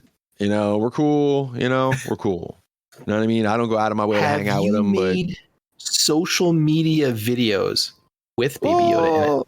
I mean, social. I rest my case. Exhibit B. You know what this is? This is like when I tell Vanessa that she's an Eagles fan, and I give her like, she's like, I go, did you root for the Eagles or the Patriots in the Super Bowl? And she's like, the Eagles, and I'm like, well, you're a fucking Eagle fan. and I argue. Yeah, that's exactly how I do it. I'm like real annoying, like, you know. Rooted for him in the super. You rooted for him in the biggest game in the history of the entire team. You're a fan. All right, fine. Have it your way, Jen. My way. It's just the truth. It's just the truth. Did you guys have anything else you wanted to mention about, like, maybe what you have watched or seen? Is everybody caught up on Moon Knight? Yeah. Oh yeah. Moon Knight. Night Moon. Night Moon. Night Moon. Night Moon. So what do you think of the show, Mike? I love it, man. I love that I love the whole, like, first of all, it's got a pretty nice, like, kind of horror overtone to it, which speaks to me. And then there's the whole weird thing. See, now I've heard people say that it gives them a Legion vibe, some of this shit, and I still haven't gone back and watched Legion, so I have no idea what the fuck they're talking about. But like that whole tripped ass scene where he was in that limbo or whatever, the limbo that was like a mental hospital, and then met himself and all that shit. Spoilers. Did we say spoilers before we started all this conversation? I think it was implied when you asked if everyone was caught up on Moon Knight. Yeah. So, right. But what do you think is going on? Like, what's going on in there? Oh, I don't know. April's been saying for like the last several days that I am really confused. Well, I'm not confused as to, like, I don't understand the dynamic between, you know, him being Stephen Grant and Mark Spector, and I think Jake Lockley. So wait, did we talk about are we talking about season or episode 3 and 4? Because yeah, we didn't. Last we were just up to 2 at the last episode, right? Or is it 5? No, it is 4 and 5. No, 5 is next week. Okay, it's only 6 episodes. Yeah. So I feel like they kind of like hinted at the third personality. Was it last week? I think when he stabbed them dudes the ones that he was fighting on the rooftop. Well, then he caught up with them, and then he got punched in the face, and he blacked out, and he had the knife buried in the one, and he realized he killed him, and it was like, I guess it was Mark Spector that was in control at that point, if I remember correctly, and he was talking to Steven, asking him what he did, and Steven had no answers either, which was giving me like like a Jake Lockley type of like there was another, you know, personality in there. Oh, I don't know anything about this third personality. I know nothing about Moon Knight. So there's he has 3 different personalities, and he's the most. He's a cab driver, Levy, right? A cab driver, taxi driver, or same fucking thing. In the comics. In the comics, right? Yeah. But he uses it to like get you know, street level information and shit. And he's kind of a brawler. Moon Knight's crazy, man. Well, they alluded to the third sarcophagus in his afterlife or his brain. Okay. So that's what that was, huh? Yeah. Probably. Most likely. I'm assuming. Yeah, most likely. Yeah, most likely. I didn't like episode 3. I wasn't I wasn't a fan of that one. But this last one, was the one with I thought it was really well done. Episode 3 was the Midnight episode, right? The or Mr. Midnight or whatever the fuck the guy's on the horses. Yeah. Yeah, that one was okay. I mean, I still enjoyed it, but this last one I definitely dug a lot. Right. So 3 was the which episode was the one where Khonshu turned back the sky? 3. Was that 3? Okay. End of 3. Because 4 picks up with him on the dune, passed out. Yeah. Okay. Which was just this past week's episode. Yeah. Okay. There was some. Who's that in the comics person that showed up at the very end of the last episode? That is also a good question. Okay, so that's not somebody from the comics. That's the it's what's the god of so many Egyptian gods. I don't remember them all. The god is Taweret. Taweret. Taweret.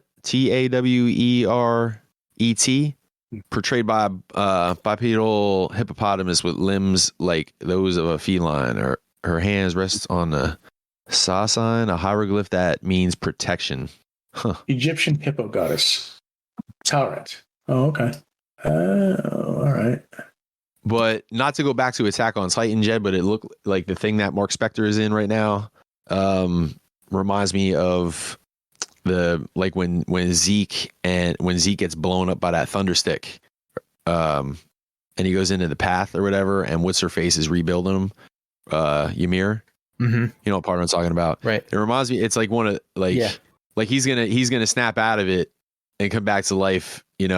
3 seconds after that whole journey started, like after he got shot.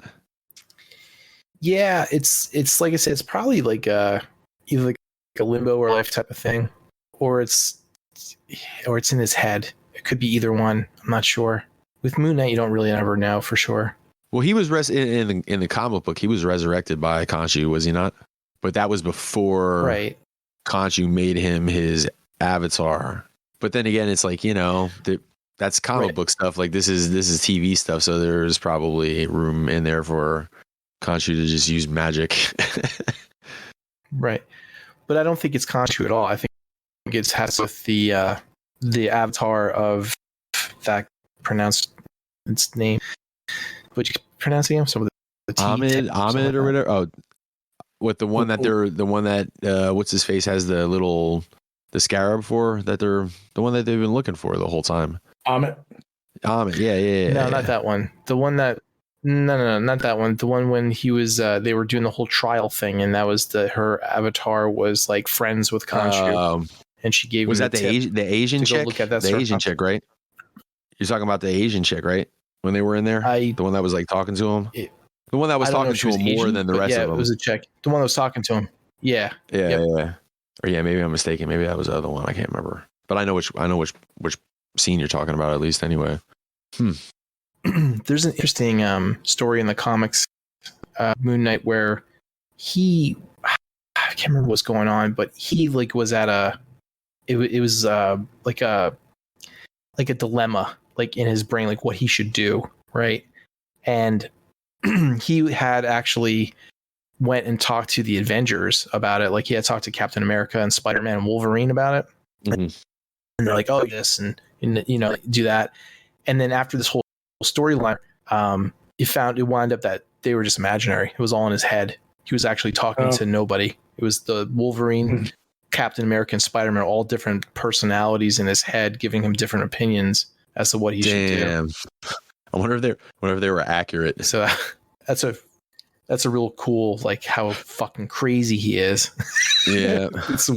That's how this whole mental thing is. So it could be him just being fucking nuts at this point because he got shot, or it could be like an afterlife thing where he'll get resurrected. Yeah. I'm enjoying the shit out of it, quite honestly. Yeah, it's good. I like it. Like I said, this episode was really good, and the one before was like, 2 more episodes to go, right? Yeah. I think it's just 6. Yes, I think. 6 episodes. Yep. And then what? And then Ms. Marvel. No, but I mean for Moon Knight, like some sort of appearance in some Midnight Suns movies, I would imagine. Sure Halloween. How the hell can they not have in the Halloween Werewolf by Night? Put him in there somewhere. Possibly. There's room for more Moon Knight, Levy. Blake, did you watch the Batman? Did not. Not yet. I did not. We'll have to talk about that next time. I'll tell you, Levy, did you watch it? Yeah, we saw it in the theater. I'll tell you what. I'm going to go down and get a drink and smoke a butt real quick. If you guys want to talk about it, I'm cool with it. And I'll skip this part if I decide to listen. We'll wait for you. Are you sure? We'll wait for you to watch it. Okay. All right. And that way you can. I won't. Probably by that time, Moon Knight will be over. No. Yeah, probably. I wouldn't doubt it. Jed, just tell me, did you like it or not? I liked it. Yeah. I didn't fucking Second Coming of Christ like everybody else. I thought it was good. I still like The Dark Knight more. Oh, The Dark Knight's a good Batman movie. It's one of the better ones out there. April and I really love this movie. I think this one might be my favorite Batman movie. But yeah, it was okay. There were parts of it that I didn't like, but overall it was all right. Like I said, I didn't think it was the fucking Rapture or anything like that. So, but it was okay. Weird news, Levy? Oh, I was going to ask you, did you want to? Were you playing any games at all in the last 2 weeks? I have not. I have had my head down in work, and just today I've been working on that ultimate meme gaming system. Gaming system. I said meme. Oh, okay. But that's the only thing I've been video game related. Everything else haven't played or done anything at all. Oh, okay. Trying to get all the emulators working and screen scraping all the screenshots for the box art for all the games. There's like I forget what the total is I have. I think it's 63,000 games or something like that. So it's gonna take me a while. Yeah, it's a lot. Wow. Okay. I actually have to figure out how to condense all the hard drive images to be reusable, because I've run out of space on the 512 gig USB key that I have. So I gotta make space, make room. But no, I haven't done anything with video games at all. Oh, okay. I've been playing the Ruined King League of Legends story. It's a single player JRPG styled RPG set in League of Legends universe, and I've been enjoying it immensely. So I see everybody's like all that. Was it in Ring or whatever? Yeah, Elden Ring. That's why I don't see anybody talking about it anymore. Yeah, that's from Software. It's their latest Soulsborne type game. So, along the lines of like Dark Souls and Bloodborne and Sekiro and all that. So, but this one's like got a big open world, which kind of sets it apart from the others. Yeah, I still haven't put The Last of Us 2 in my PS4 yet, so. Oh, yeah, you should get on that. Yeah, I'll get around to that stuff. Then it's not going anywhere, so. Yeah. I have a feeling I'll be skipping the PS5 purchase. Probably just get the PS6 when that comes out. There's nothing really out that there's coming out that I really want to play that just have so much stuff I have to catch up on anyway. Yeah. I feel you. So weird news. Weird news. I mean, if you do like classic JRPGs, I definitely recommend The Ruined King. So I love classic JRPGs. That's all I used to play all the time. Yeah, like Star Ocean and like all those. It's on PC. Yeah, cool. Yeah, it's on PC. Like the character art and everything is done by Joe Madureira. Oh, okay, that's kind of cool. Yeah. So it's the what's it called again? It's called The Ruined King, a League of Legends story. Yeah, The Ruined King. Okay. King. Yeah, a League of Legends story. So, I'll make sure to pirate that next opportunity. Yeah, fuck supporting the people the developers. Fuck pirate. them, right? Yeah, fuck them. You got a job. Never mind that they probably put in like 80-hour weeks and shit making this game for you. Yeah, well, they should have picked a different job then. Wow, Jed. Damn, Jed. Fuck them. They're not starving. Again, my little download is not going to fucking bother them. So don't give me any fucking guilt conscious bullshit. Oh, no, you're beyond that. Robbing you're beyond that because you're a monster. Absolutely. I am a monster. You know what? You did from Jedflix just as much as anybody else does. So don't give me that. Only stuff that I can't do any other means. Maybe you should be sporting the R's and buying it instead. Only if I could, I would.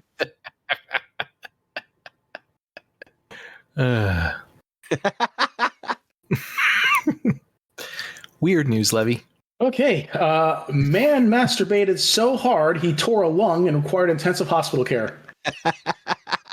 I've done that, or felt like I've done that.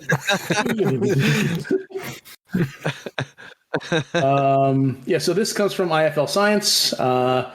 Doctors have reported an unusual, perhaps unique case of a man masturbating his way into hospital by way of a torn lung.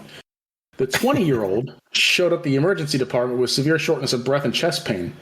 As well as this, his face was swollen, and cracking and rattling sounds were heard from his lower jaw down his neck and chest and to both his elbows. Cracking noises were heard as he breathed. He was moved to intensive care, received oxygen and pain relief. CT scan found that the man had a case of profound pneumomediastinum, where air has found its way into the space in the chest between the lungs. Air can make its way around the body and can be picked up by physicians feeling air bubbles underneath the skin on the chest, arms, and neck. The condition can be caused by trauma to the lungs or esophagus or through an abrupt increase in pressure within the pleural cavity, the space between the two membranes or pleura, which surrounds each lung. This is a rare condition and usually affects young men in their 20s. It can, says a doctor, it can result from a variety of triggers like acute asthma exacerbation, strenuous physical exercise, excessive vomiting, or violent coughing. Except for mild asthma, dismissed as a cause by the team. The patient reported no other activity that could cause this condition. The only clue was the timing of his symptoms. He reported a sudden onset of sharp chest pain followed by shortness of breath while lying in bed jerking off. According to the doctors. For the eighth, right? Eighth time that day. The team notes that there are only a few reports of this condition being attributed to sexual activity, and we could not find any cases associated with autoeroticism, which makes our case unusual. It's possible that when he masturbated his way to this condition, he may have been involved in a world first. Wait, what? They're saying that this is the first time it may have been recorded. Oh man! It's the first case, the first known case of having done it while pleasing oneself. Remember how I said earlier that Gilbert Gottfried, like associating them with cleavage, like you die and like that's your legacy. Being the first ever person to have a blow out your lungs, blow out your lungs masturbating, like I don't really want that on my resume. Yeah. After the sixth time and he got lightheaded, he probably should have stopped. So apparently the condition can resolve itself. They kept the man in hospital for monitoring while his symptoms resolved and left within a week with no further chest pain, and a hell of an anecdote about the time he masturbated his way into the ICU. So he spent a week in the hospital for jerking off. Let me ask you guys a personal question, and you have to answer honestly.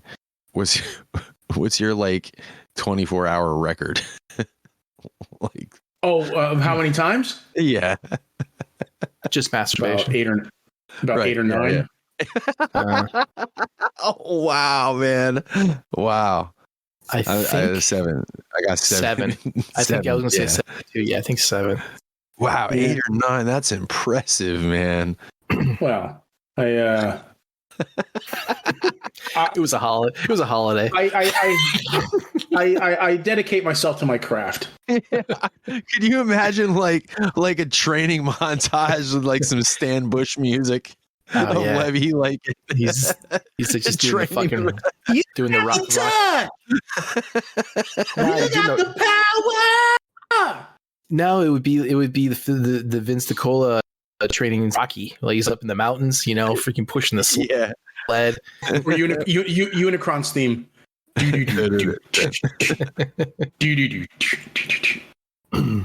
All right, so this next story, man discovers he has a especially severe case of black hairy tongue. Oh man. Doctors have reported a rare case of a man with a black hairy tongue. A man in his 50s showed up to the dermatology department after his carers became concerned about the appearance of his tongue. He was described as having a thick black coating that was yellowish at the center and at the back of his tongue. His tongue showed thin, elongated black fibers that gave appearance of a hairy surface. He was quickly diagnosed with the creatively named black hairy tongue syndrome. 3 months prior, the man had suffered a stroke that left him with weakness in the left side of his body. Since then, he had eaten a diet of pureed foods and liquids, the likely cause of his ailment. The harmless and fairly common condition's appearance is caused by a buildup of dead skin cells on the tongue. This causes papillae that coat the tongue and contain taste buds to lengthen. In turn, the papillae trap other substances such as food, bacteria, and yeast. In this man's case, the yellow tint to parts of his tongue was likely from his food. Here's a picture. That's man. That's disgusting. No, don't do it. There you go. No, come on. What? Yeah. Oh man. Oh. See, that doesn't happen overnight. You don't wake up like that. That's progression. No, actually, you can wake up just like that because it happened to April's dad. It happened to April's dad. It wasn't hairy, but he woke up with black tongue after using Pepto-Bismol. Yeah, but this man has a goatee on his tongue. But no, in this case, I'm sure it built up. But you can't just wake up one morning with black tongue. Yeah. Actually, come to think of it, I think it might have been a little bit hairy because he went into a panic. What April told me, called the doctor, and the doctor said it's harmless. It can sometimes happen because of the bismuth in Pepto-Bismol. So, yuck. So, yeah, that's gross. It is gross. That's why I shared it. Tyler posted something in the chat saying weird breaking news. And I looked into this halfway post. It's a satire Facebook site, but yeah, this story's pretty funny though. You don't say. It says breaking, a local televangelist claims Snickers candy bars are made by Satan to resemble penises with their vein-like chocolate design, and that's why he got caught accidentally blowing a black trucker at a highway rest stop. I don't know why they had to specify that he was a black trucker. Because it was a Snickers bar. Oh, yeah, okay. I guess. Yeah, you're right. So, and then underneath it says, homophobic evangelical pastor apologizes for accidentally doing a sodomy. So, yeah. So, yeah. Next story. That's it for stories. So, toy news. Did you guys see the Dreamstar slingshot? Looks kind of basically in its final form. Did you see that yet? I think I saw pictures of it. Holy shit! I saw that like 2 months ago. Did you really? Out. I didn't. Yeah, it came out like a month and a half ago. I think there was reviews on it and like everything, and that was Get a long the hell out of here. That slingshot is out in the general public. Maybe not general, but it's on the Asian side of the fucking world, but it's out. Yeah. It's been out for a while. There's like YouTube reviews, and I saw pictures of it for the first time this week. Really? Are you sure you're talking about the right? Are you sure you're talking about the right one, Jen? Yeah, the aerial bot combiner, right, Mike? Yeah, the Nightverse looking aerial bot combiner. Right, but are you sure you're talking about the right? Are you sure you're talking about the right character though? There is only one. There's only one so far. It's just the first one. Oh, okay. Yeah, it's the first release. I haven't been following on it because I'm not getting it. I pre-ordered that like a long time ago, but it hasn't really kind of come out over here, Yeah. But it came out over in China and stuff like that like a month or more ago, and people have been doing reviews and YouTube stuff on it. And I was like, wow, because I was looking at it, and I'm like, I really like the whole clear plastic, like kind of glass look on the shoulders and everything else, and the the metal design and stuff. And it's been out for a while, man. Sorry, didn't mean to steal your thunder there. No, no thunder to steal. Like I wasn't. Fuck you, Jed. There. I wasn't interested in it. If you guys would read. Oh, excuse me. If you would keep up on your Transformers news. Yeah, but I'm honestly am usually on top of it. So I'm surprised that if it came out that long, like Dame Chalk usually when new ship comes out, there's fucking posts on it every fucking day. So I thought I would have seen it between then and now. If it was out for that long. Yeah, it's been a while. Fans Hobby put up kind of a test shot teaser. I mean, just because you can only see it kind of from the back, but the double dealer. You guys see that at all? Which one? The Fans Hobby double dealer. Prototype. I just put it in the swooping down on the gas station. That one? Yeah, that one. Actually, it's what is it? Is that their base, or is that just like a scene thing? Where's that from the anime? Yeah, I don't know what that is, man. Fans Hobby made it and it looks cool as hell. Like how they have them set up. I mean, it's definitely designed for that ship, but I never saw it before. That was something new that they put up. I wonder how much that is. It's kind of cool. I'm surprised that like as rampant as DTOFs have run through the community that like some company didn't go into making like specifically sized shit for DTOF shells. You'd think they'd make a killing. There was for Marvel Legends, someone made I I can't remember the company, but they made a couple of scenes. One was like the side of a building. The other one was kind of like I think like a prison, or not a prison, like a metal facility type of place. There was 2 or 3 different ones, because it basically took the detolf shelf and cut it in half, and then gave you like a whole nother level of platform that you could put your 6-inch figures on. Yeah. I'll have to find that. I saw that on BBTS maybe like a year ago, but I think they were like around the range of like $80 or something. I'll have to find it. But someone did do that for Legends.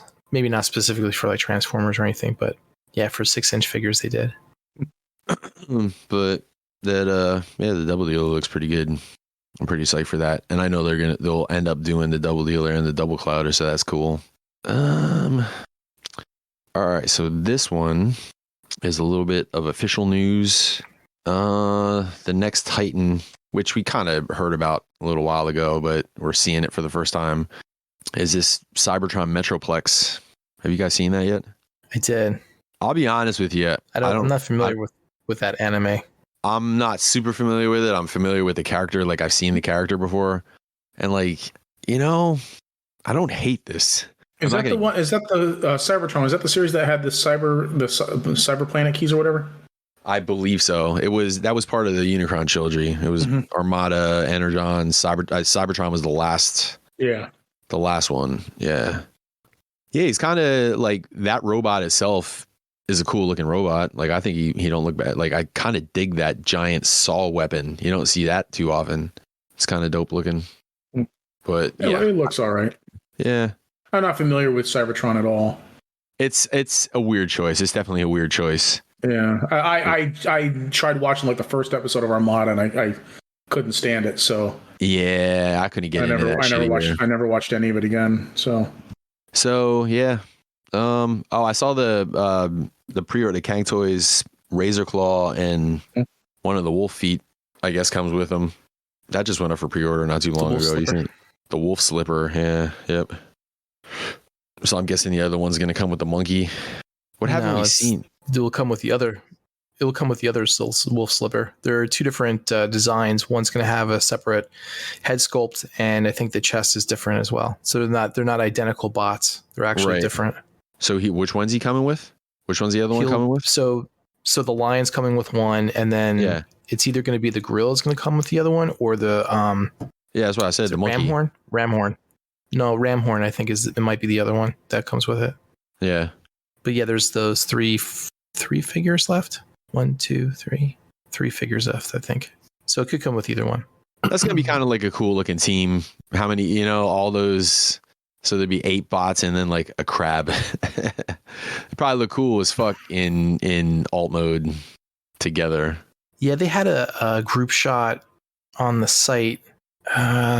But it was still like all, mostly prototype colors and stuff. Yeah. But it does look really cool. 8.5 team member or whatever. That's all I got for my part of the toy news. Not really a whole hell of a lot going on. X-Transbots didn't drop any more NFTs this week for me to report on. I thought they did didn't they show their Black Perceptor? That was a while ago.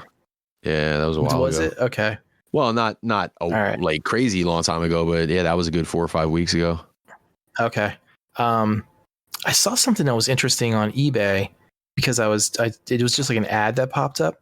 Yeah. But there was an ad for the Devastator, right? The weathered Devastator, battle damage one or whatever. Toy World?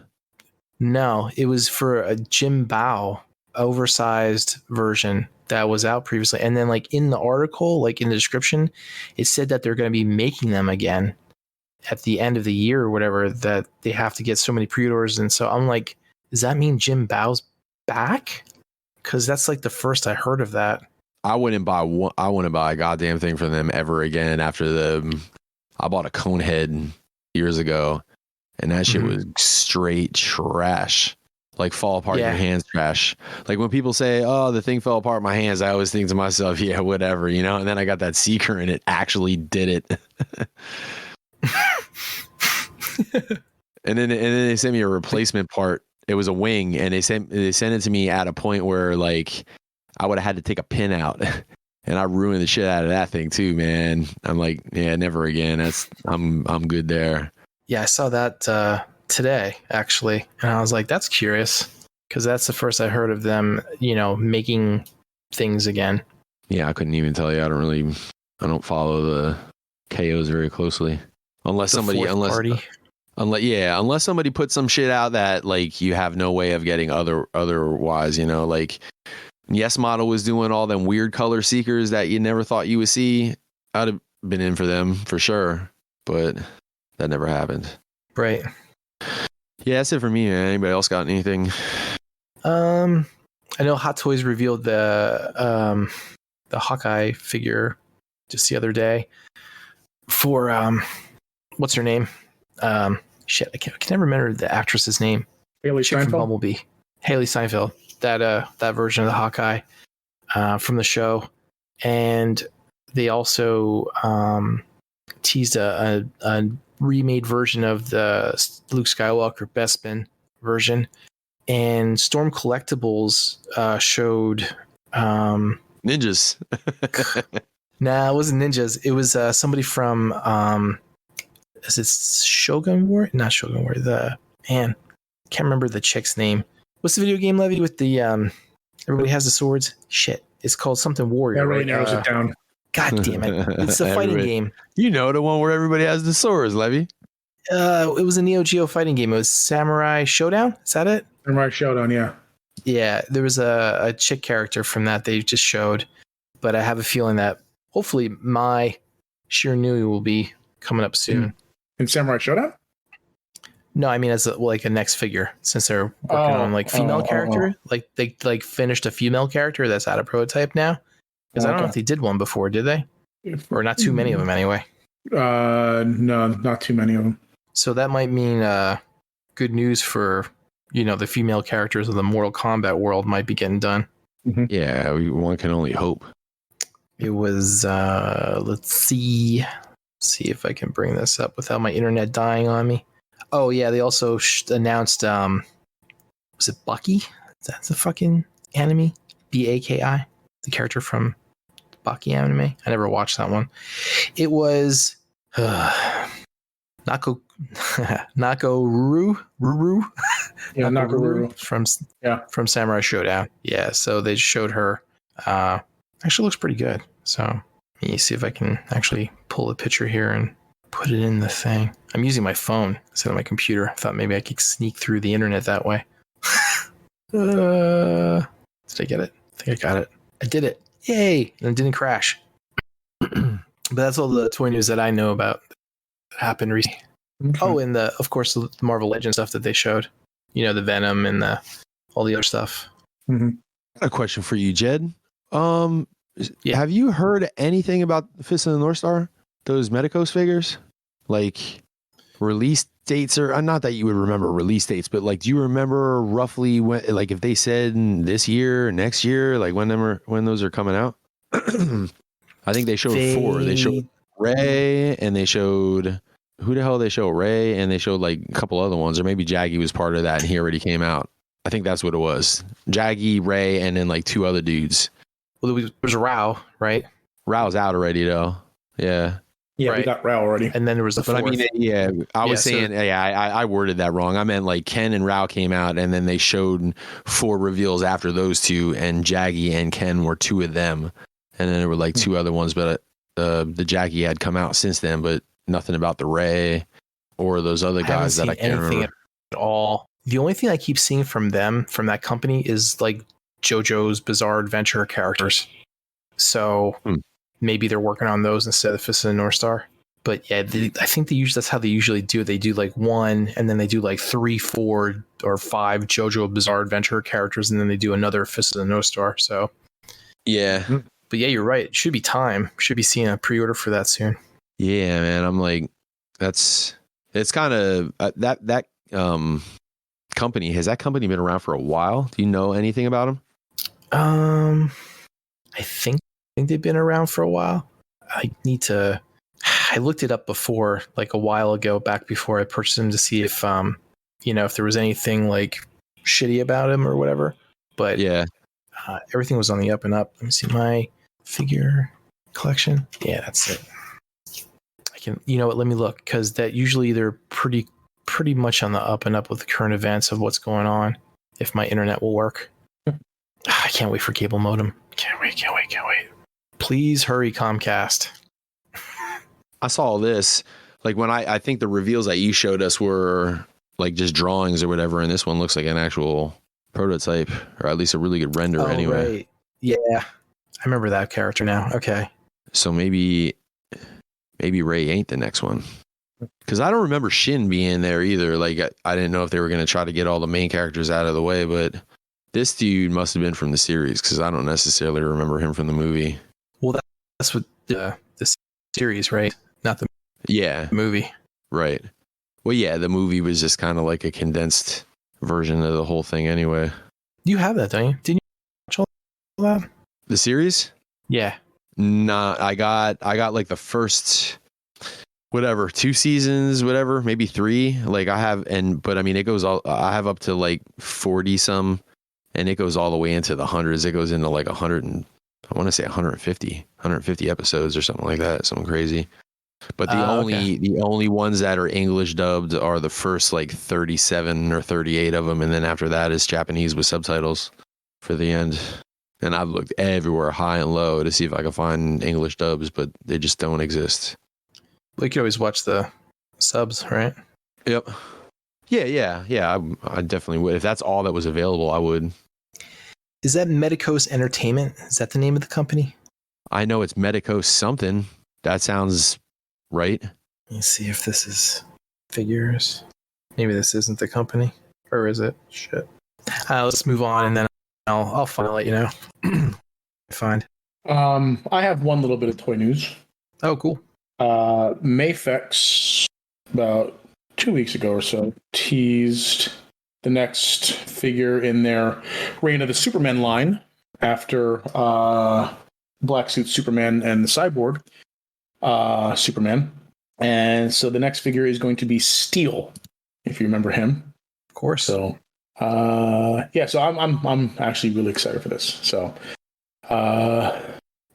I'm it pretty much means that they're going to be continuing with all 4 of the Reign of the Superman characters, which is good. I'm eagerly awaiting the announcement of Superboy, so because he was my favorite one out of all of them. So awesome. So that's all I got, I think. Are they sticking with like the 90s nostalgia look? What's that? Are they sticking with the 90s nostalgia look, like from as opposed that to period? Well, yeah, it's going to be his Reign of the. It's going to be his Reign of the Superman appearance. Okay. So he pretty much made I don't really know what the character looks like in more recent years, but after Superman came back, he pretty much kept the same appearance. He just changed the way the S symbol looked on his chest. But that was pretty much it. So I imagine he probably changed his armor up since then, but those are the only 2 looks I remember him having. But no, yeah, this is going to be definitely his Reign of the Superman with the very specific Superman S shield on the chest. So, and he'll probably come with his big sledgehammer and shit. And Sledgehammer! I'm sorry. Can't say he'll probably come with like jet boot effects and maybe like blast effects for his rivet launcher on his arm. So jet boot. Yeah, because he's basically Iron Man.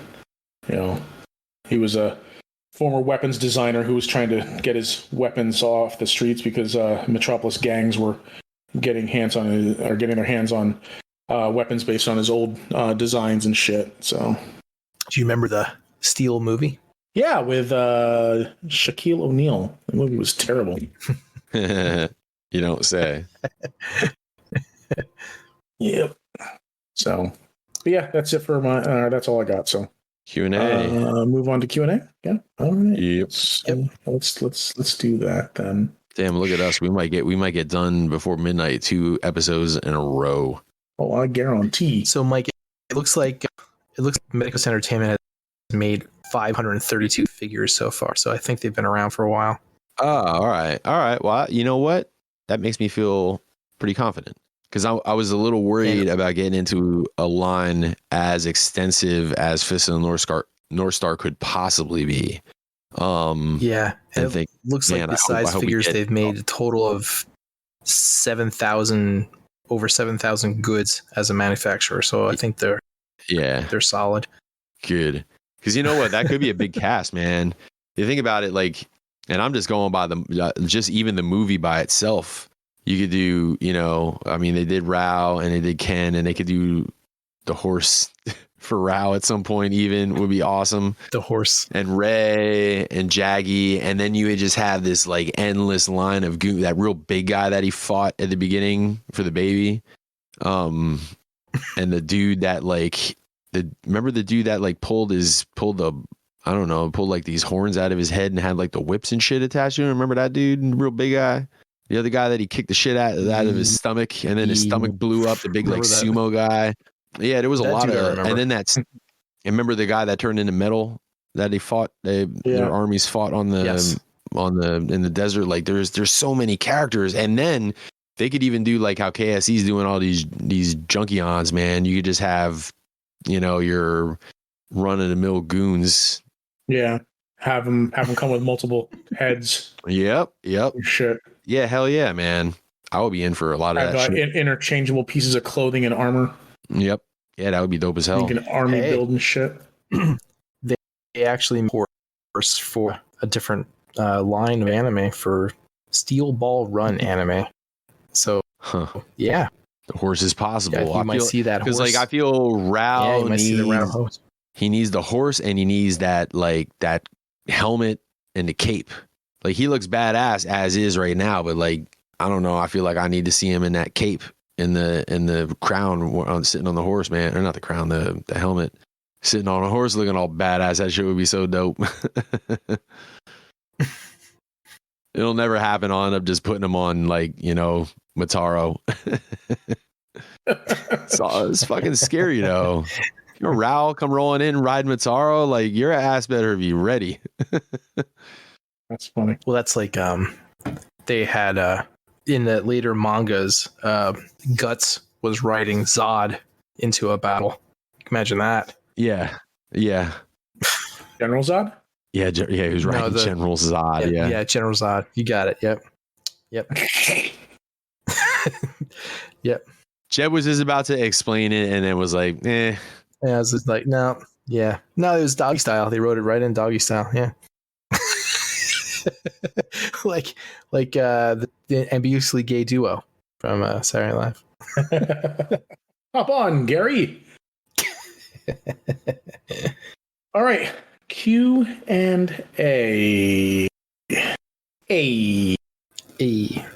First question comes from Will Bell. Thanks for the question, Will Bell. What are your thoughts about the alleged live-action Voltron? I haven't heard anything about it, so I just saw an article the other day.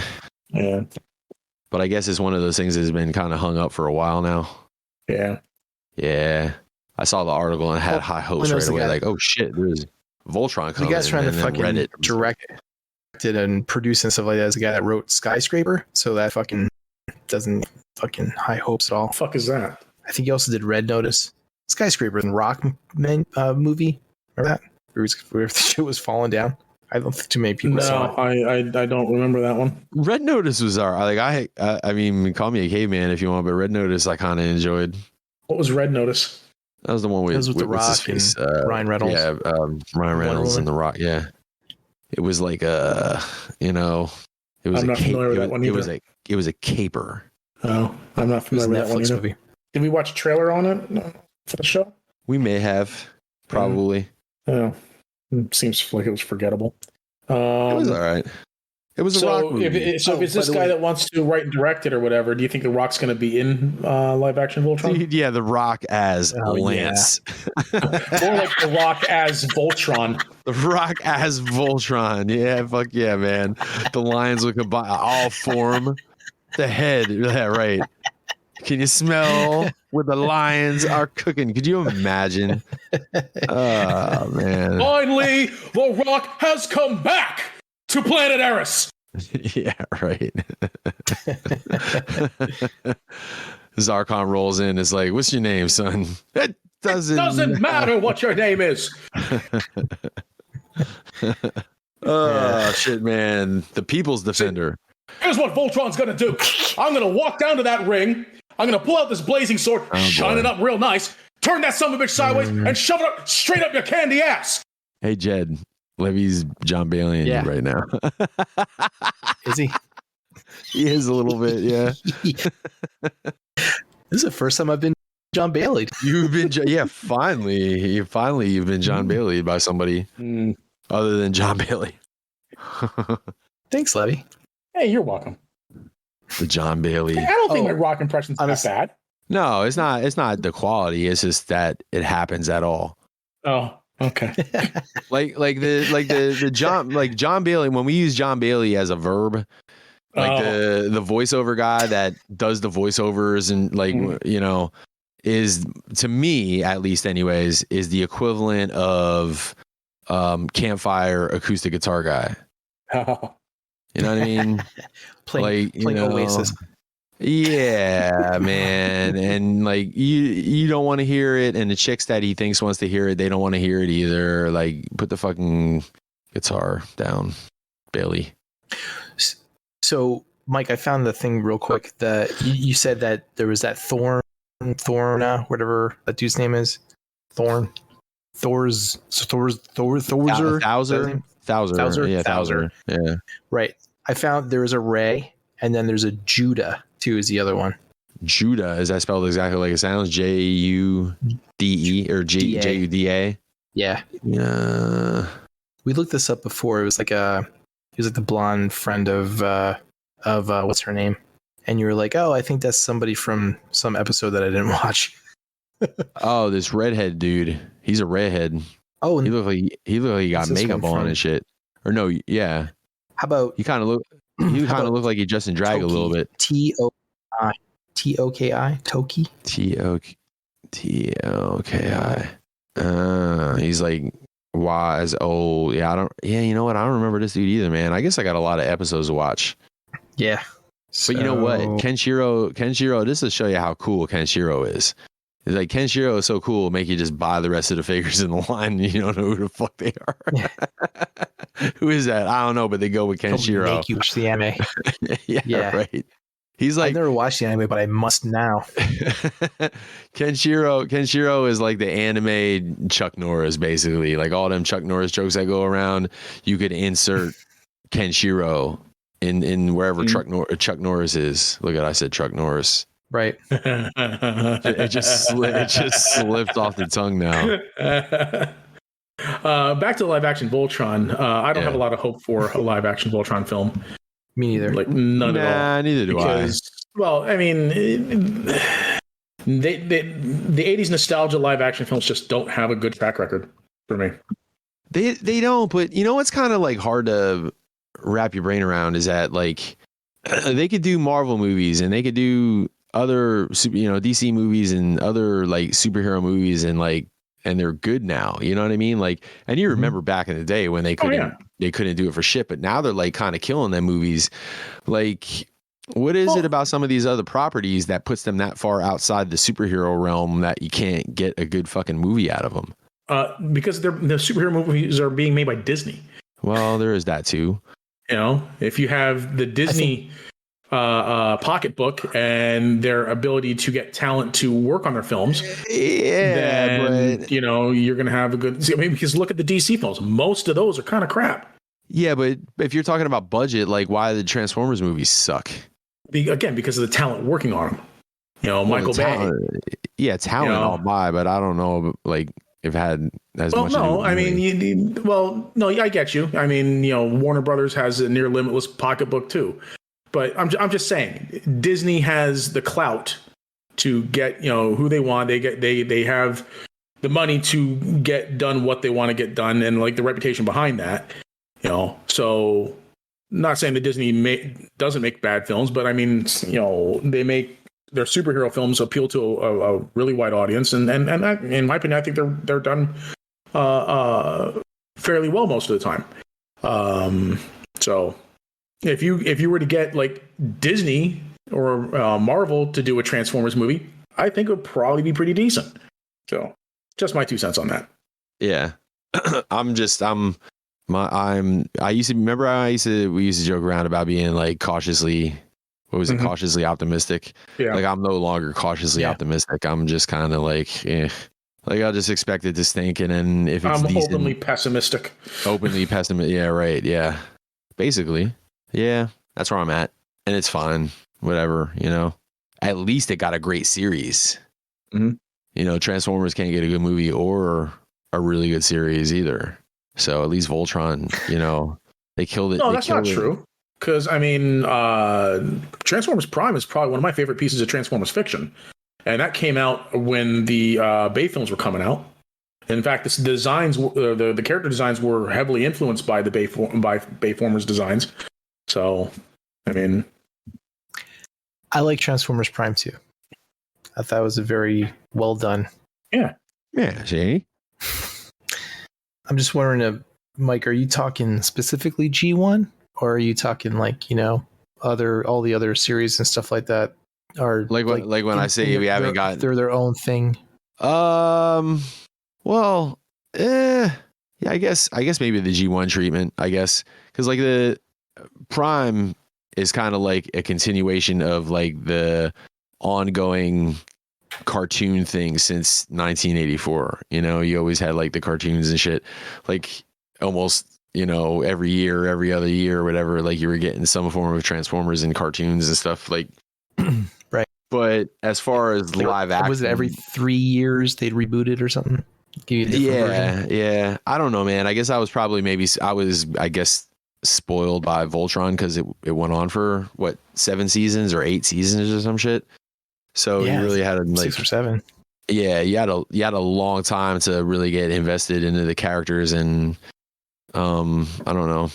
Sometimes when that's the other thing that live action movies can't compete with, like the anime or whatever, is because you have all this content that's been season after season after season, and you're vested in that character development. But for an hour and a half, 2 hours, you can't get that. Not the same way. I would agree. Complex like of 5 to 7 main characters. I think that I think that if you were going to, it's almost like you're depending on the fan base's pre-existing knowledge of these characters, so you don't have to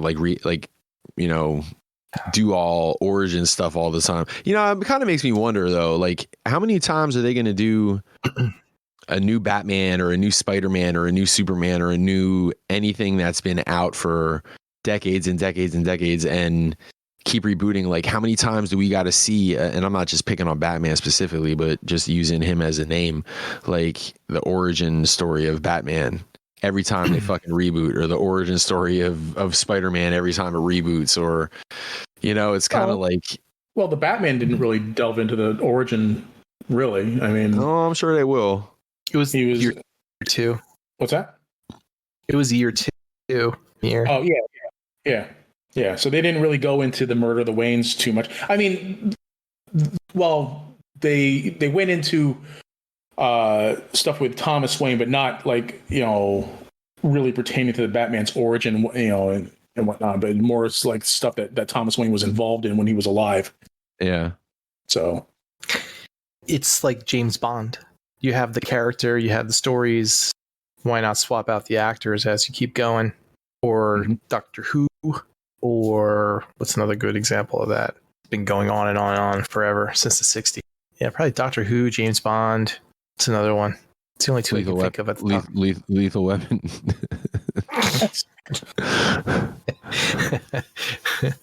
Indiana Jones. No, it's the same actor. That's what I'm saying.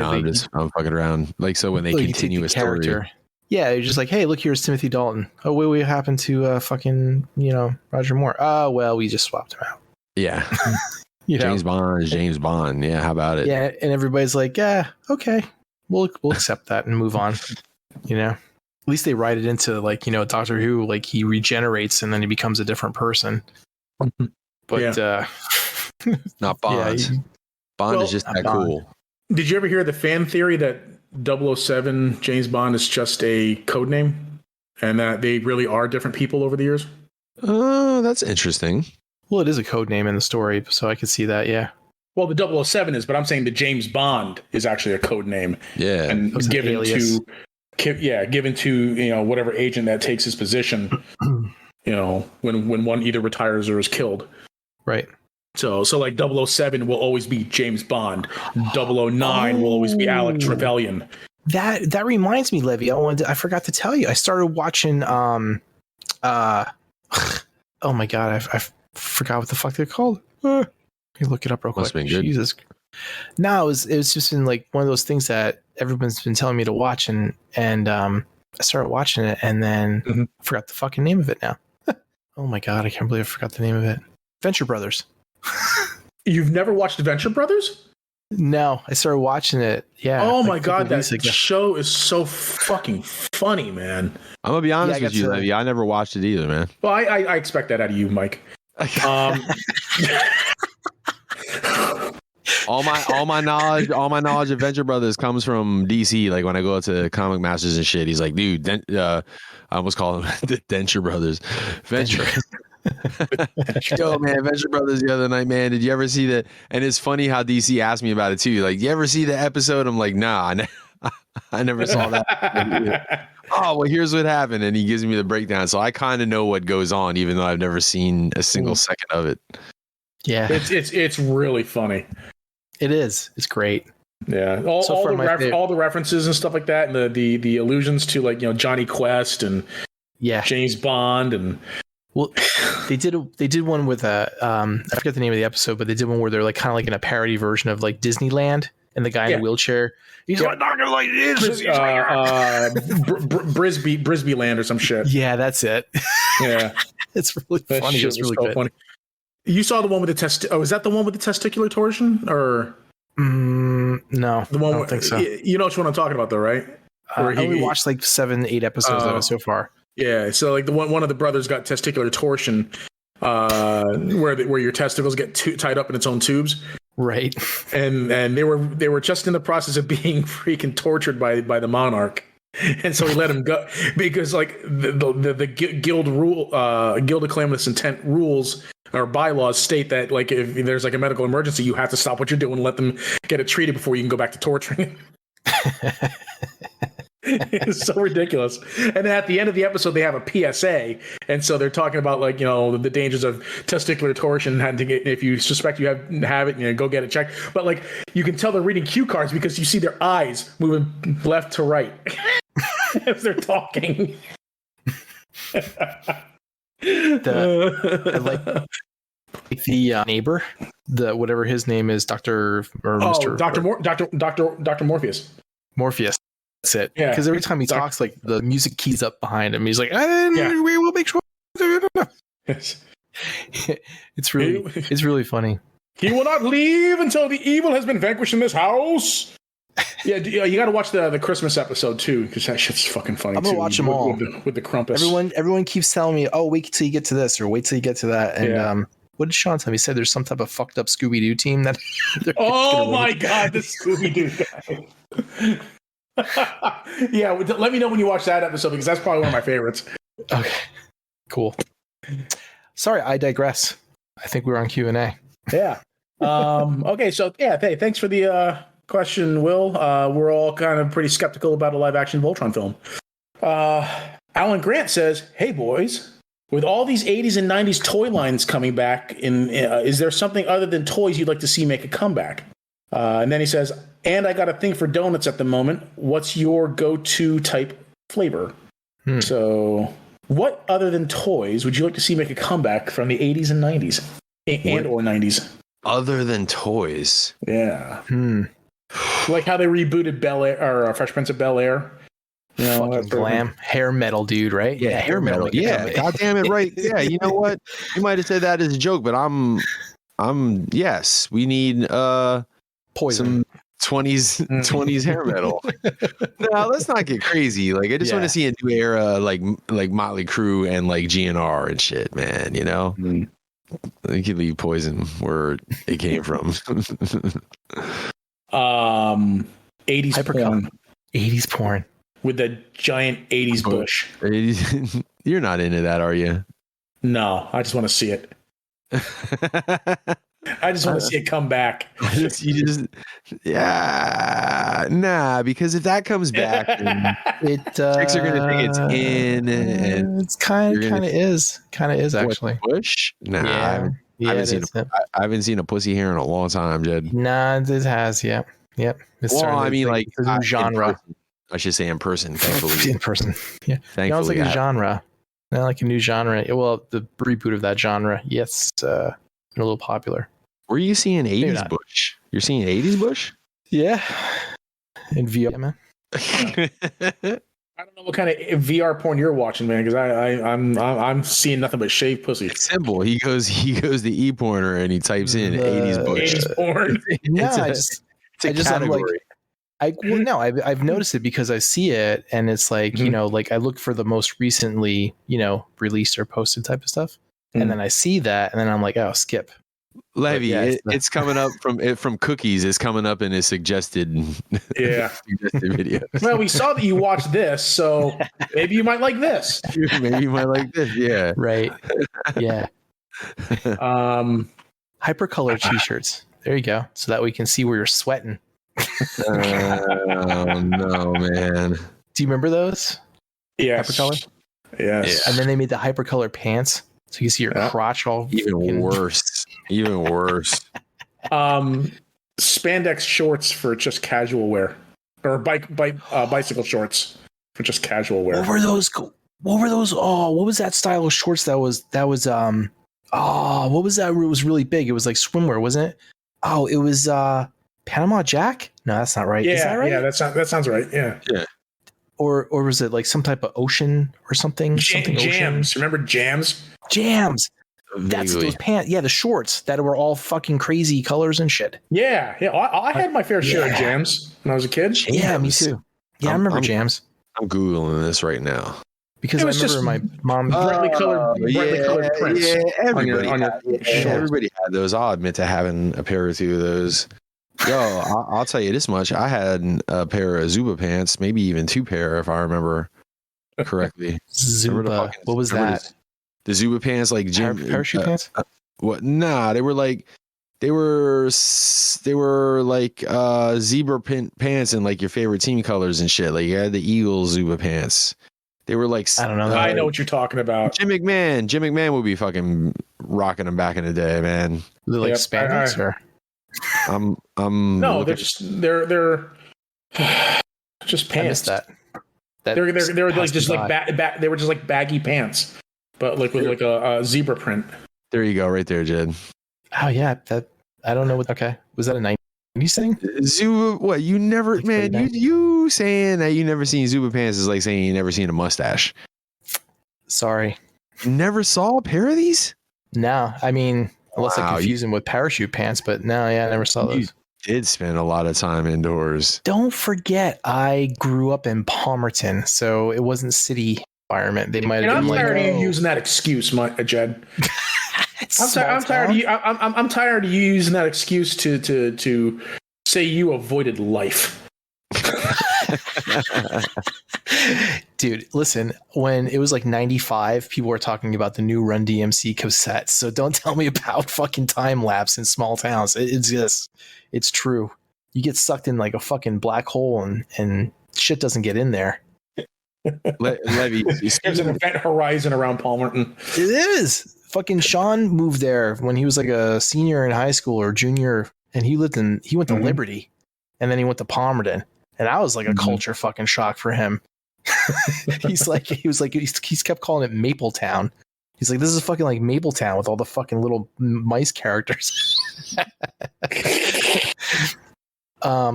Trapper Keepers. There you go. I remember Trapper Keepers. Trapper Keepers would be a cool fucking comeback. Levy, real quick, and that jogged my memory when you was talking about like Jed growing up in Palmerton. My favorite fucking 10 seconds of the night from Saturday night was when I was talking about always locking the doors. Like whenever I would go in a house, even if I'm in the house, lock the doors and shit like that. And you said to Vanessa, the dude grew up in Center City, Allentown. That was my favorite fucking part of the night because she laughs at me all the time because I'll do that shit around here, and I always say, like, when I do something like that, I always go, Vanessa, I'm from the hood. And she always laughs at me because she's like, you don't say you're from the hood because you're from the hood. You say you're from the hood because you think it sounds cool. And she's always like making fun of me and shit. And then I can't remember what we were talking. It might have even been locking the doors and shit like that. And before I could get out, that's because I'm from the hood. Levy was like, this dude grew up in Center City, Allentown, Vanessa. And I was like, yes. That shit had me fucking dying. So who's more hood, you or Levy? Oh, I am without a doubt. I grew up in white suburbia, dude. Yeah. There is no question. That's I remember saying that at that point at some point on Saturday. It might have been right after we were talking about it. I said, like, dude, Levy's way whiter than I am. Yeah, I grew up in white middle class suburbia, like in the 80s, man. Yeah, come on. I wanted for nothing. Meanwhile, 4'2", 115-pound Mike is running around for his life. Where'd you go to school?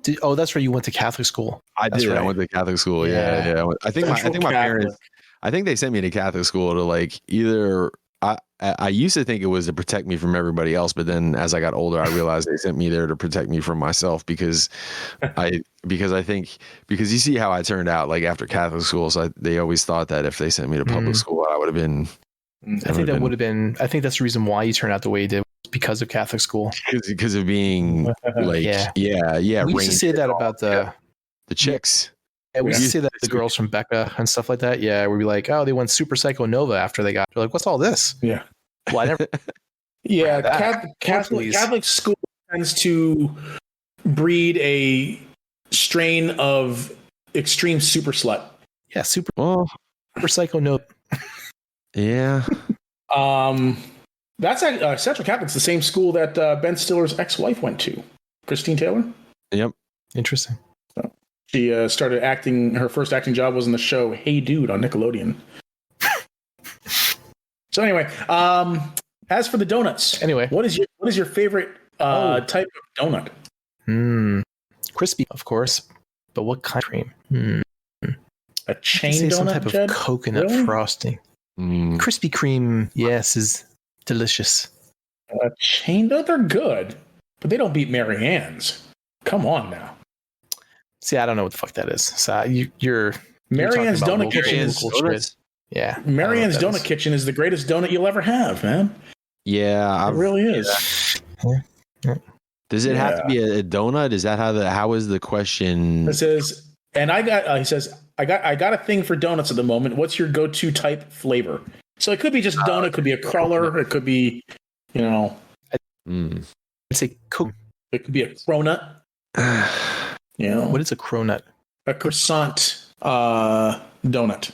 A cronut. A donut made from croissant dough.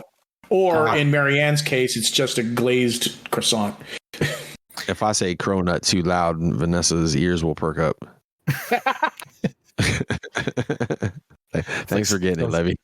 Don't say it 3 times in a row. She'll appear. with her mouth hanging open. Wait, what are we talking about? I'm not I guess I'm not a big variety donut eater. Yeah, I'm kind of with you, Jed. And like at work, not that this happens very often, but like if somebody brings in a dozen donuts or whatever, I'm not like, ooh. I'll just look at the box and it's like, oh, that one looks good. I'll just have that one, and it's a donut and it's cool. But I don't know if I don't have a go-to. I should probably say, instead of saying what my favorite is, I should probably say what ones I don't like. It's a shorter list, really. Yeah, absolutely. Jelly-filled, can't stand them. Really? See, I enjoyed a jelly-filled donut. Can't stand jelly-filled. Anything with coconut on it. I don't like coconut. I'm not the taste, it's the consistency. I'm with you on that too, Levy. It tastes like I'm eating confetti, man. Come on. Yes. Oh, so good. I'm not like big on vanilla cream. But one of my favorite donuts of all time, and this is a chain donut, so but before they discontinued it, which I don't understand. What's that? They said you're slumming it with a chain donut. Yeah. No, I don't know why they discontinued this years ago, but Dunkin' Donuts chocolate cream filled donut is like powdered chocolate cream filled donut. Those were amazing. Those were amazing. You know what? I find myself in line with, I think, everything that you just said, Levy. See, they had a peanut butter cream filled donut that I liked. Oh yeah. Yeah, Dunkin' Donuts sucks anymore. They're trash. Yeah. If they were to bring back that chocolate cream filled donut, they'd probably find a way to fuck that up too. But I like their coffee. They used to be good. I like their iced coffee. Their iced coffee's good. They had like special seasonal ones, like they have the pumpkin ones, and then I think there's like a red velvet. That's like maybe around Christmas or something. I don't know. Their donuts are just way too sweet, and just like meh. Like those specialty ones, those seasonal ones. They're just But yeah, Marianne's. Oh, and Egypt Star Bakery. Egypt Star Bakery in not Kutztown. Whitehall. No, not the one I'm thinking of. The one I'm thinking of is in Emmaus. Okay. Yeah, they're fantastic too. They got these chocolate frosted ones with like the chocolate frosted cinnamon roll donuts. We used to stop at the one in Whitehall on the way home from the malls when I was a kid, so that we could get like fresh rye bread. Used to be really, really good. There was an Egypt Star in Allentown too at some point, wasn't there? Was there? I thought it was just the one in Whitehall that was on the main strip. You could be right, but for some reason I remember there being one in Allentown. I could be wrong. Packed up and moved it or something in the middle of their lifetime. Does it still exist? They have multiple locations. Because there is one in Whitehall. There's one in Emmaus. Yes. There's one on Front Street in Allentown. I thought I remember. Yeah. They got multiple locations. Is the one in Whitehall still around, or is it closed down? Yeah. No, it should be around. Okay. Yeah. I don't remember Whitehall very long. Yeah. It opens up. It opens up at 8 a.m. tomorrow morning. So. Yeah. So, but Marianne's is the best. Marianne's is the absolute fucking best donut you can get. They had Fosnot's back on Fat Tuesday, and holy fucking Christ, I ate an entire dozen of those things over the course of a weekend. Oh man, I still managed to lose weight that weekend too, which was funny. April was all pissed off. Is a churro considered a Mexican donut? Is that a No, I wouldn't consider it. It's a fried dough confection, but I wouldn't consider it a donut. But churros are amazing. Yeah, they are good. So you know what? Then out of all of that, then I'd probably say like a beignet. Okay, I would consider that a donut. Donut, yeah. Because I was in New Orleans and I had like a homemade like fucking beignets and they were delicious. The best thing ever. Yeah. I forgot about those. All right. Okay. Now that I'm fucking hungry for donuts. Yeah, man. That's it. Our bakery. 8 a.m. So, thanks for the question, Alan. Jonathan Oxton says, question for whoever might have bought this, the DS Recording Alliance. I was curious if the tape eject gimmick is working on your copy. I have seen a few reviews now, and it doesn't look like it's working well. Also, the tape tolerance looks like it doesn't fit with the RAM horn they include, but I'm curious if the KFC tapes will fit just fine. If that's the case, I may be just holding on to the KFC tapes for proper fit. And if no one bought this and can't answer the questions, then party on, dudes. Sorry, my inner Bill and Ted came up. So I can't speak. I can't speak to that blaster yet. I did pre-order it, but I can't speak to it because I didn't get it yet. But I will tell you one thing that got me all fucked up.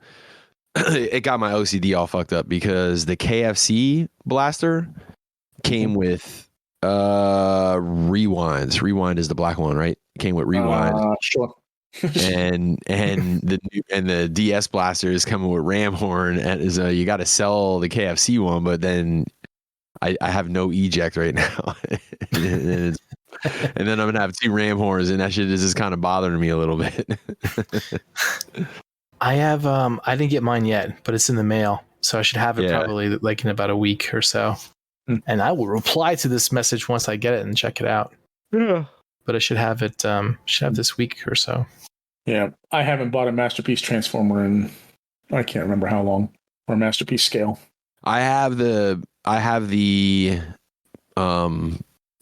leader of the train bots sitting in my stash, and I'm gonna ship because I got a couple other things sitting in there with him, but I gotta like fight the urge to not put Raiden like 2/3 together, because right now you're gonna have the torso, the legs, and then the feet, both feet. And it just looked ridiculous standing up there with no arms, but it's gonna be hard not to do because I'm curious. What was the one you always used to keep like in combined mode on the shelf? It was like arm mode. Yeah, that was the Bruticus, because the robots were so bad.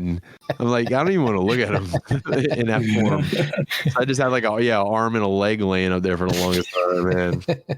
That's how you know when you did a shit robot mode that people don't even want to display it. And I know I wasn't the only one, because I saw a lot of that going around the internet too when those were coming out. Good thing that fucking Bruticus is money though. Oh, another thing I gotta add before we get out of here, because that was the last question, right, Levy? I believe so. Yes. So Jed, I got that. Remember I said I was gonna do the Brother Kyle plan and put the couple of bucks away here and there, and then order that Holonix Maximus. Yes. Yeah, I just got it. You just got it. I just I was so good about deleting that Galvatron and Astro Train, which I didn't need, out of my stash or out of my pre-orders. I'm like, you know what? And this thing, who the hell is going to make that? That's pretty fucking cool. And they did a really good job on it too. Because I talked to a couple of people that actually already got one, and they said it's crazy. It's built really well, man. Nice. The like toys, and they just did you see the Alpha Trion? They're doing an Alpha Trion. I did see that. Yeah. When are you supposed to get that? That the dude said, like, I mean, they're made to order. So he said they take like from the time you place the order is like, I can't remember if he said 2 to 3 weeks to ship or like get it into I'm imagining like it would ship out in 2 to 3 weeks. Cause I know I'm not the only one getting shit from these guys, because they're the ones that did that Junkion combiner. I'm sure people are getting that shit. And like they're doing a lot of other like kind of skeletons for combiners that already exist to be able to turn them into like that Toy World Zeta scale Titan class or whatever, like that size.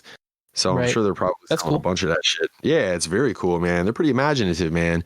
And that Alpha Trion looks great. And the only reason I'm not going to get it is because I have a feeling like somebody's going to do one. Like one of these third parties is going to tackle Alpha Trion at some point. Like a Holonix, nobody's going to do that shit. Because seriously, who the hell, who's going to get that from that one episode? Like I get that, but the Alpha Trion, you know what I mean? He's a pretty important. It's like RC. RC never had a toy, but she needed one and finally got one because she was an important character. I feel like Alpha Trion's in that same kind of vein a little bit. Did you ever for that Windblade? Just holding off on that to review? Nah, I'm holding off. I just know better because you know what? It looks awesome, but well, for one, the Bingo Toys thing, like I didn't hear all the greatest about that. The Shockwave. The Shockwave looked really nice, but about the build and engineering and all that kind of stuff, people weren't too high on it. At least a couple of reviews I saw. So I wanted to wait to see what quality that Windblade was going to be. But two, it was a little too, I don't know. It looked like it fit more in the vein with these Dreamstar aerial bots or the Kang Toys Predacons, like stylized enough that it was, I think she might have stuck out like a sore thumb in my collection. Interesting. No matter how cool I think it looked, or maybe not in the Kang Toys Predacon, like more like that thing that you just got, that Mocha, like that RC. Yeah. I think I kind of maybe that's a little bit more accurate. I kind of have her like she looks more like she's in that vein, which is cool. Don't get me wrong. I think all that shit looks really cool, but just not for me. So. That being said, third party ended tomorrow, and I needed a Windblade, and that was the only Windblade available. I'd get it in a second, but I'm gonna maybe hold out for something a little more accurate to IDW. Cool. So, Levy, do you have anything in close? Oh, speaking of John Bailey, from before, I watched the Honest trailer for Vox Machina. Yeah. Okay. And Matt Mercer showed up doing voiceover on that too. And I'm thinking like, oh, come on, Matt. Why are you slumming it with this guy? So I actually do like the Honest trailers. I think they're funny. So I do watch those. But yeah, man. We didn't we already bust his balls about this a long time ago? Oh yes. So I think that was a pretty good one. Matt Mercer actually got to do. He actually ended up doing the names of the characters and shit. You know, because you know they always. Oh shit! What was that? In the Honest trailers, he always does funny names when he starts naming off the characters. So I don't know. Matt Mercer ended up doing that. I would know. I don't watch it. Yeah, I know. Unlike some people. Yeah. Traitor. Yeah, you can try and make me feel as bad as you can. It's not going to work. Traitor. Yeah. Shame. Shame. Shame. But well, thanks for that little tidbit of news. Yeah, sure. John Bailey fanboy. Anyway, Mike, so anything closing for you? Yeah, fuck you, John Bailey. Yeah, fuck you, John Bailey. We all good? Yeah. Enough's enough. We're out.